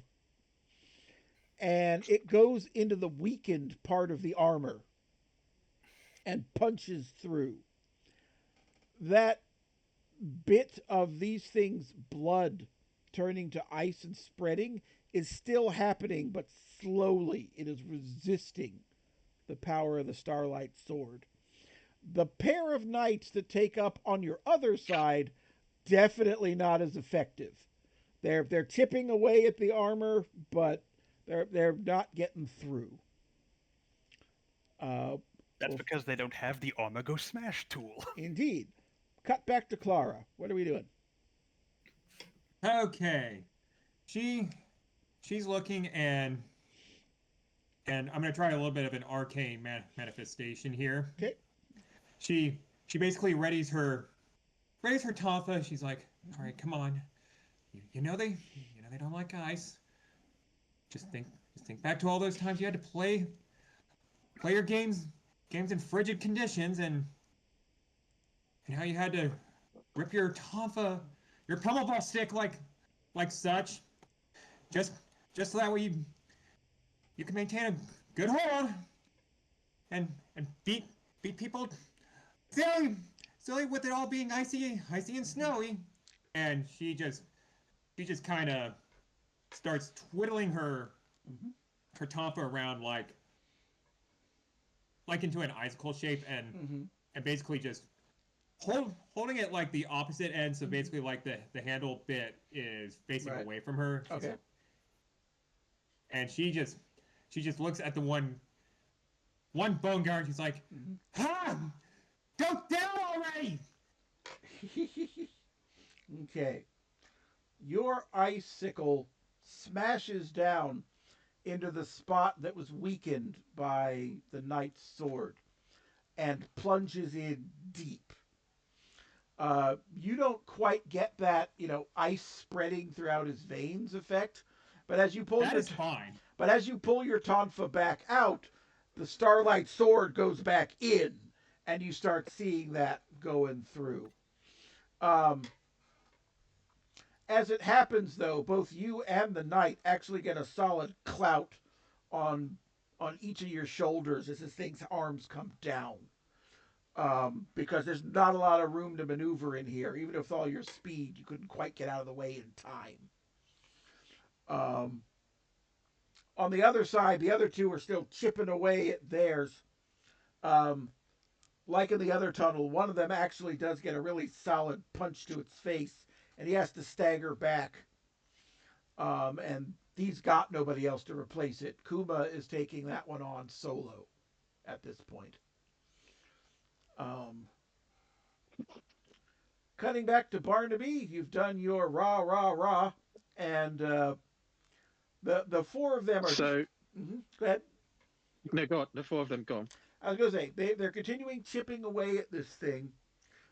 They keep wanting to strike in an unarmored spot, but this thing just does not have one unless they make one. So they just keep hammering away at the same spots, but they're trading off wounds to put cracks in this thing's armor. The knights are eventually going to prevail, but they are taking some heavy hits to do so.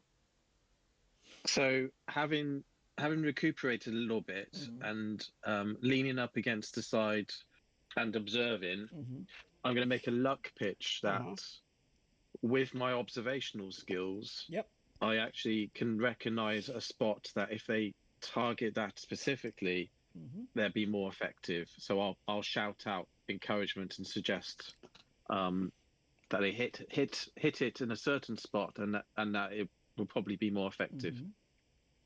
Let's see here. Honestly, as a luck pitch, I'd be a little questionable on this, but 3 Okay. intelligence and you're monitoring the battlefield, I will happily give it to you with that. Okay. And so their strikes become a little more directed, a little more focused. The cracks are appearing faster. And you've definitely sped up their abilities to get through the armor. They're starting to reach the flesh beneath, and you can see that freezing effect. And while they're doing that, I'm going to discreetly, although not very discreet at all, Right. get a book out of my satchel. Yeah. And let's just say it's some weird soppy romance novel. Okay. And quickly speed read it and kind of in an effort to try and do something that I enjoy discreetly to again try and recuperate a little bit, but hoping that they don't see like the really awful picture of 2 people like in a very romantic posture on the front. It's kind of like, it's one of those bodice ripper covers. I got you. Yeah. Somebody with their shirt off on a mountaintop, right? Anyway. Yeah. And if they did pick it up, it would have Barnaby's face superimposed on the main heroic figure. Okay, they definitely see it now. Like I was gonna give it to you, but they don't fully understand the reference, but intuitively know that you're embarrassed by this somehow. But anyway, quick guilty pleasure read. I will give you another mild heartening on that one. Thank you.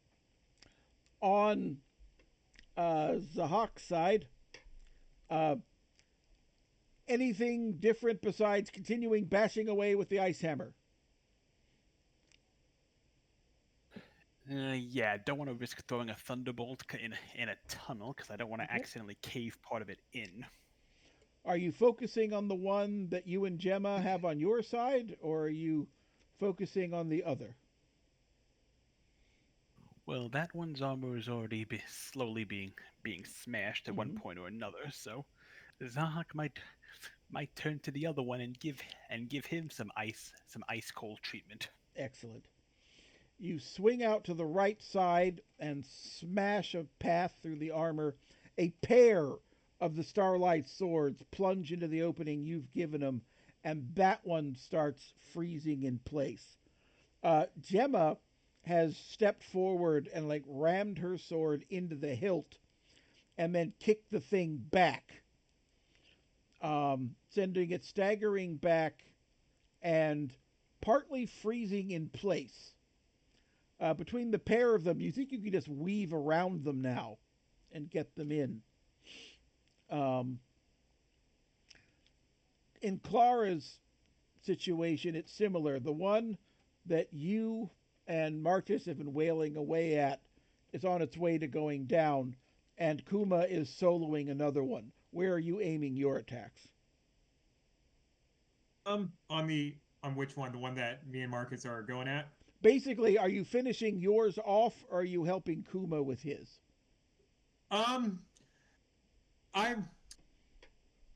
If it looks like Marcus is comfortable with finishing it off, Clara will whip around to help Kuma.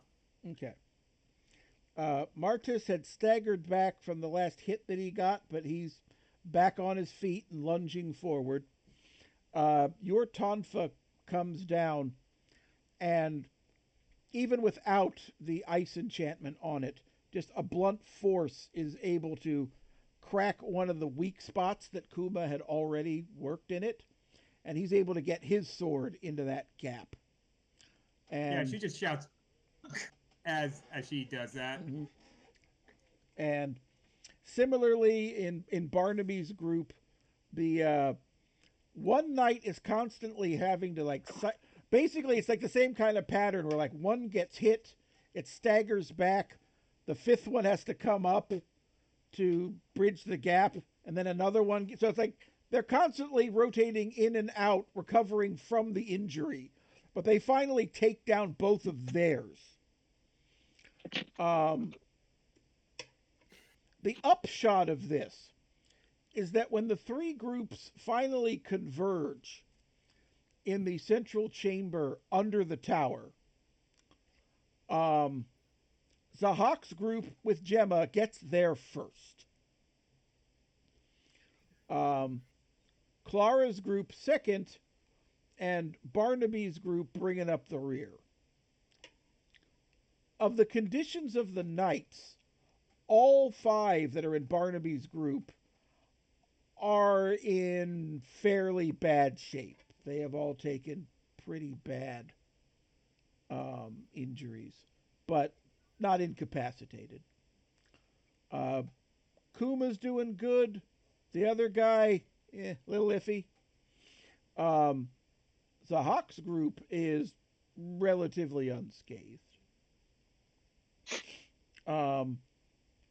which is good because when you get into that center chamber, it is pretty much just a large hollowed out cavern. There is in the center of it just a giant shaft going down into the earth.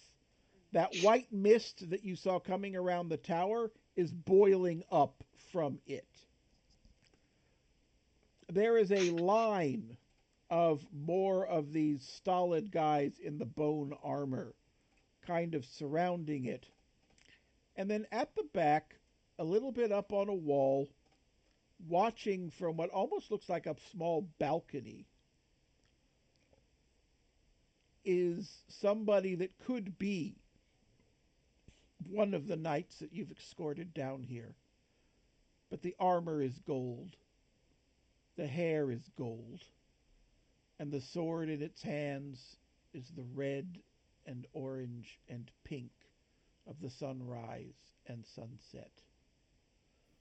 Where the Polaris knights' swords sing with the song of the stars, it screams with the fire of the sun.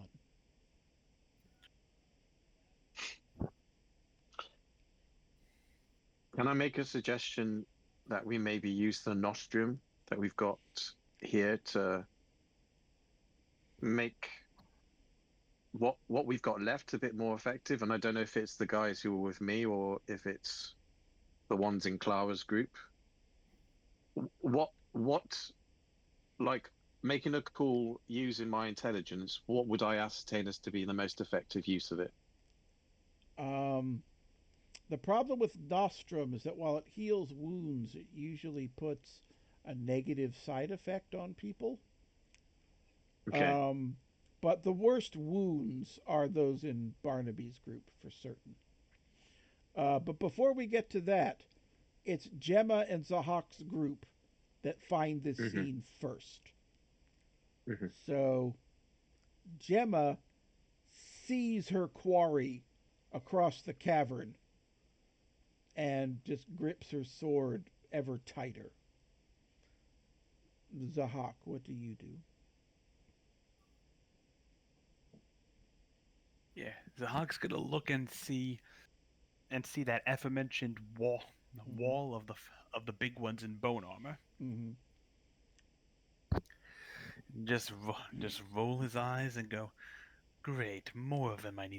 More to destroy." Then he'll take a look at the Solaris Knight, and just think to himself, "Coward! What kind of general hides behind his army?" But if Gemma didn't have to take your head, I'd probably take it myself for that insult right there. Gemma leans into you. I have seen you take to the sky. Can you get me to him? Zahak grins, and he's like, I can. How do you want to play this out? Just get me to him and I will do the rest.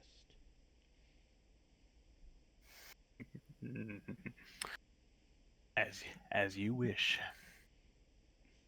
And is the Solaris Knight on a higher ground, or is it the same flat part of the cabin? No, it is, as I said, he's on like a small balcony overlooking things.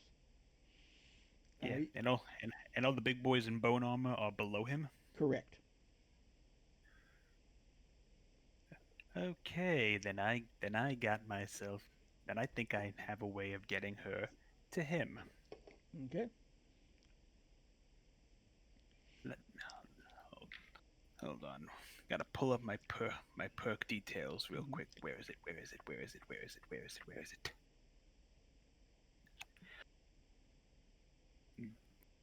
There we go.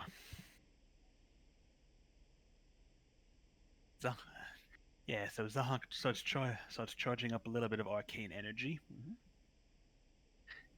Is he on the opposite side of the cavern? Mm-hmm. Okay, Zahak might need a little bit of a boost. Okay. Yeah, so Zahak reaches in and grabs both the energy drink and a thunderbolt. Okay. He looks through it and says, "Pruitt, this is the final part of the battle. Mm-hmm. Going for broke." He pops top of the energy drink, Mm-hmm. but starts chugging it. Mm-hmm. And after he finishes chugging the energy drink, to pull a Barney from The Simpsons, he burps loudly. Yeah, charges up the thunderbolt and jabs it into him like he'd inject an EpiPen. Right. He starts charging himself up with arcane energy. He's like, grab onto me and hold on tight, because this is gonna be a wild ride. She does so.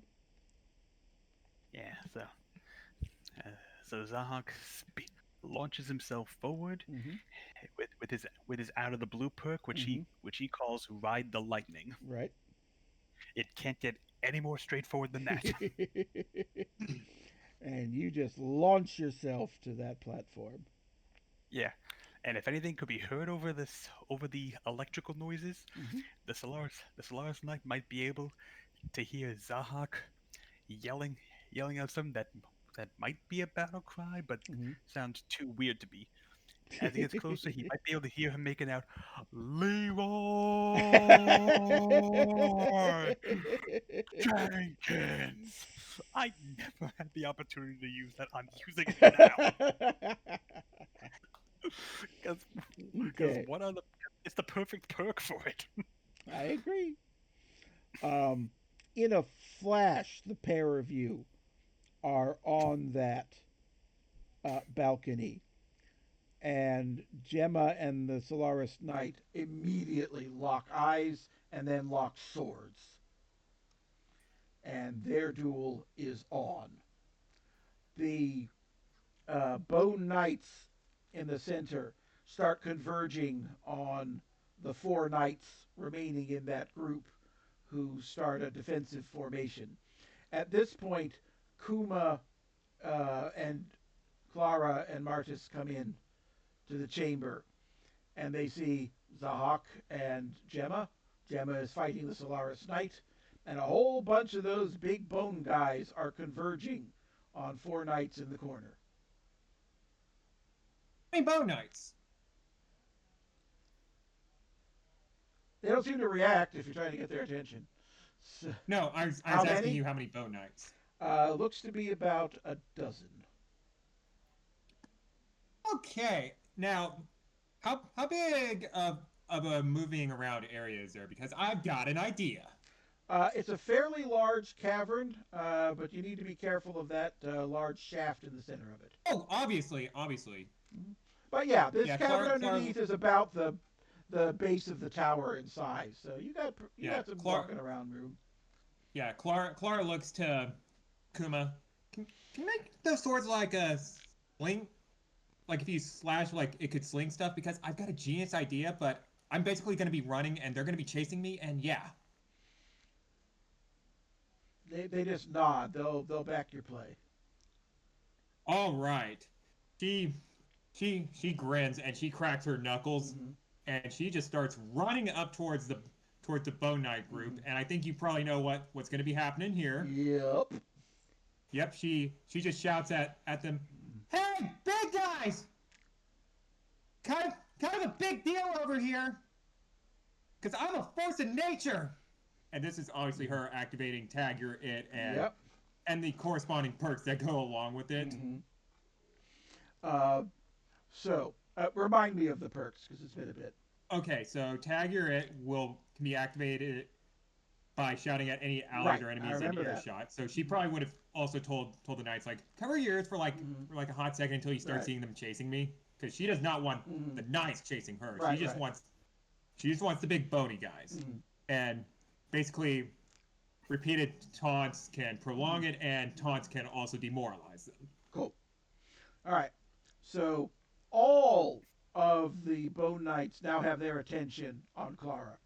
Clara is speeding around the room using things for purchase that mountain goats might shy at as she's leading them on a merry chase about the cavern.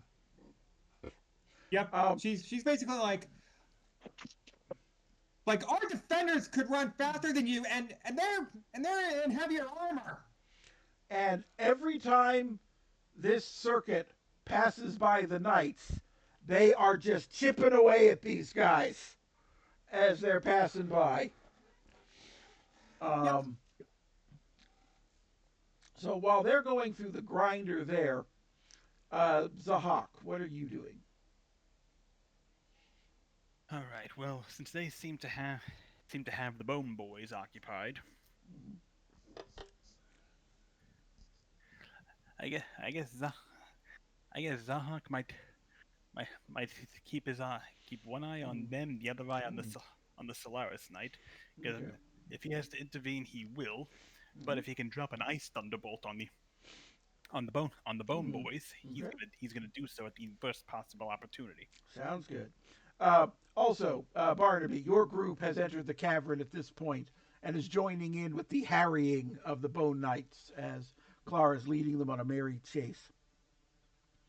Okay. The fight with Solaris Knight and Gemma is fierce. Both of them are superb swordsmen, and it is very much they are an even match for each other. The Starlight Sword and the Sword of the Sun. There's just this cacophonous hiss and wail as they're constantly coming into contact with each other. Um, Steam and ice flakes are flying off the swords as they're dueling. And they reach that moment that each swordsman knows where they recognize they're going to have to take a hit to land a hit. And you would almost swear this was choreographed, but they exercise that maneuver at the same time, and they both go staggering back from a slash on the cheek. On the Solaris Knight, it's covering in frost, and you see it starting to spread across the face. Gemma has been cut in the same manner, except her face is on fire, and it is threatening to engulf the rest of her. Actions from anyone. I'd like to shout and say, Mm-hmm. you are proving your worth. You are making amends. I will make note of this battle today, and I will share it so that your ancestors, their ancestors, will pass this story down as part of epic history. Mm-hmm. And you will make a difference today. You will win. Okay. The words are duly heard by those in the cavern.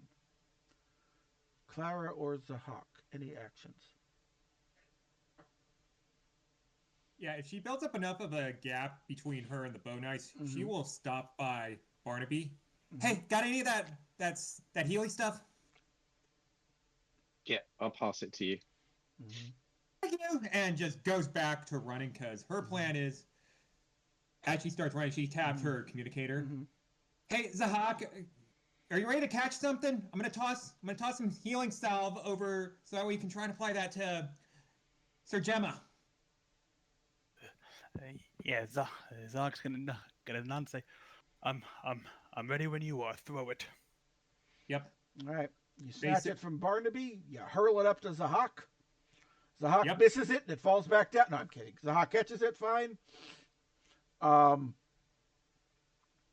both Gemma and the Solaris Knight seem to have lost their appetite for this fight. Um, the Solaris Knight is actually looking to make a fighting retreat up a stairwell that leads to this. Gemma is in agony. Zahak is able to get some of that ointment on, and you have to slather it on thick. This fire does not want to go out. And it has consumed a good bit of her face before you can get it under control. Damn. Um, she's down for. She's still walking, but she's not in this fight anymore. Um, Kuma and all the rest of them see this, and their attempts to fell the Bone Knights redouble. And Kuma just waves at you. Get her down. We need to get out of here. Yeah. Yep. Clara at that point will use her grapple gun to get up onto the balcony. Okay. And now an entire.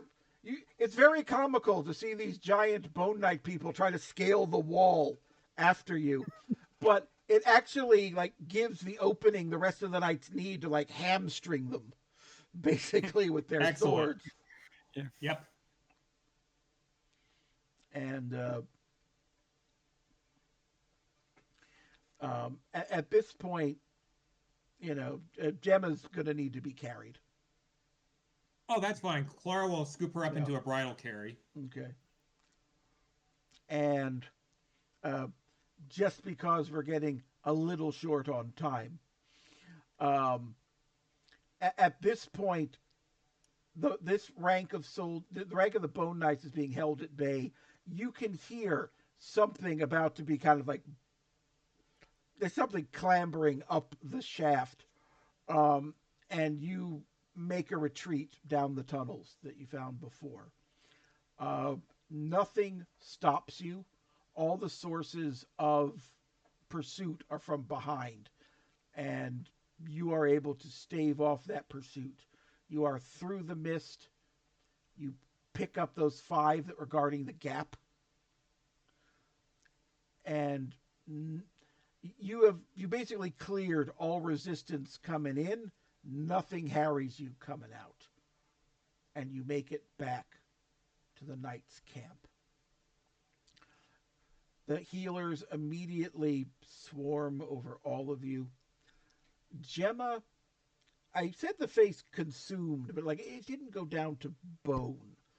But you can tell she is going to wear the reminder of this encounter for the rest of her life.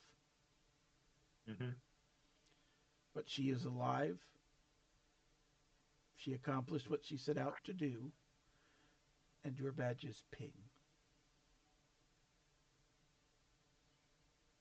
Any actions you wish to take before porting out?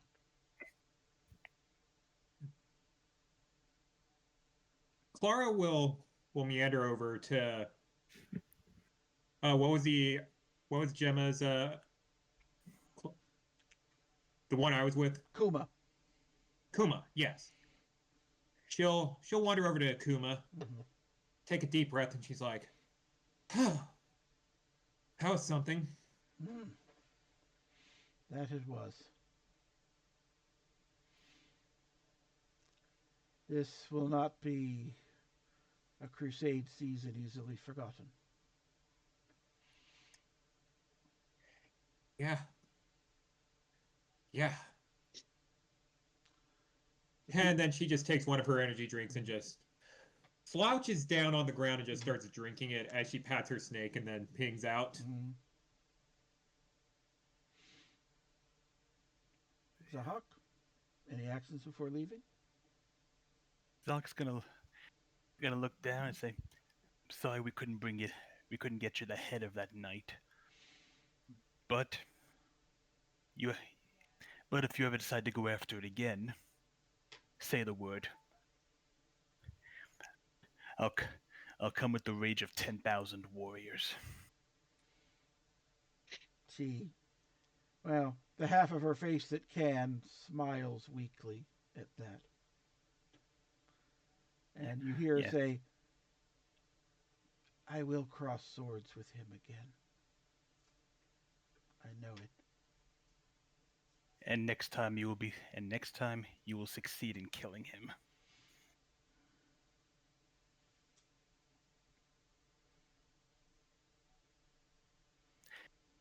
His, uh, Mm-hmm. Zach just makes a mental note that if that if Sir Gemma doesn't go after the Solaris Knight, he's going after the Solaris Knight, and he will bring that head and any other head that gets in his way back with him as a gift. He thinks to himself, who knows?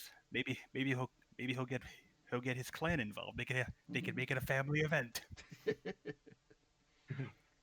Why not? They haven't destroyed an army together in a long time. It would be a nice place for a family reunion. And Barnaby, final actions before ping out. I think Barnaby will see it as his job Mm-hmm. as like an observer, Mm-hmm. stood back from the fight to knowing that these people recount stories through telling. Mm-hmm. He will make sure that her part in the battle and how she portrayed herself and how she held her own Mm-hmm. is conveyed, portraying her in a very heroic light, Mm-hmm. and yeah, just making sure that it was understood before he also pings out. Very good. And with that, we shall bring episode 2 of Elegy for the Stars to a close. Thank you very much, my friends. I trust you all enjoyed yourself. Of course. Definitely. Any questions or comments about calls I made or the mission in general? I have to admit when it looked like the Solaris Knight was going to be making a fighting retreat Mm-hmm. before Jenna went down, Zahak had an I had an idea to stop that in its tracks. Because granted, I don't know how big this cavern was, but Mm-hmm. Zahak would have charged up Eye of the Storm to form a tornado around Mm. him, Gemma, and the Solaris Knight, and just look at him and go, going somewhere. The, the only way this storm stops is if I stop it, or if I die, Mm. or if your head leaves your shoulders. Another time, perhaps.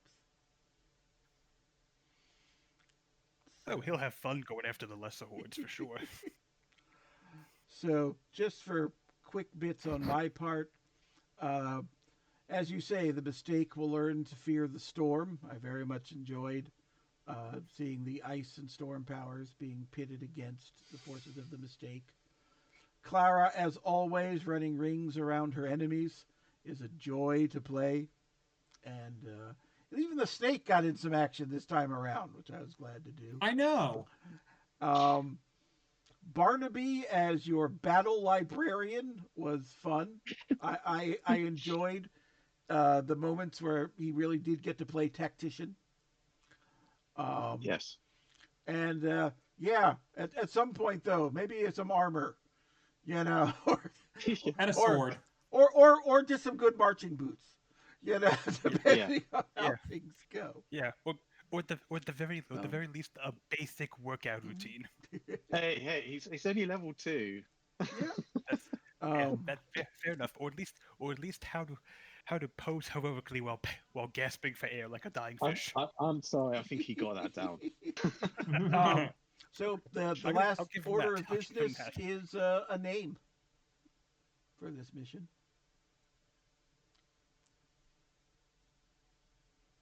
In lieu of the one Game of Thrones thing, I'm thinking a battle of sun and star. I like it. Hey, I got no problem with that. It fits perfectly for this. Yeah, Battle of Sun that's a good and one. Star, it is. So, with that, we will wrap up this session. On behalf of Tim, Simon, and Leif, thank you all for joining us here today. And until next we meet, be well, my friends. Be well.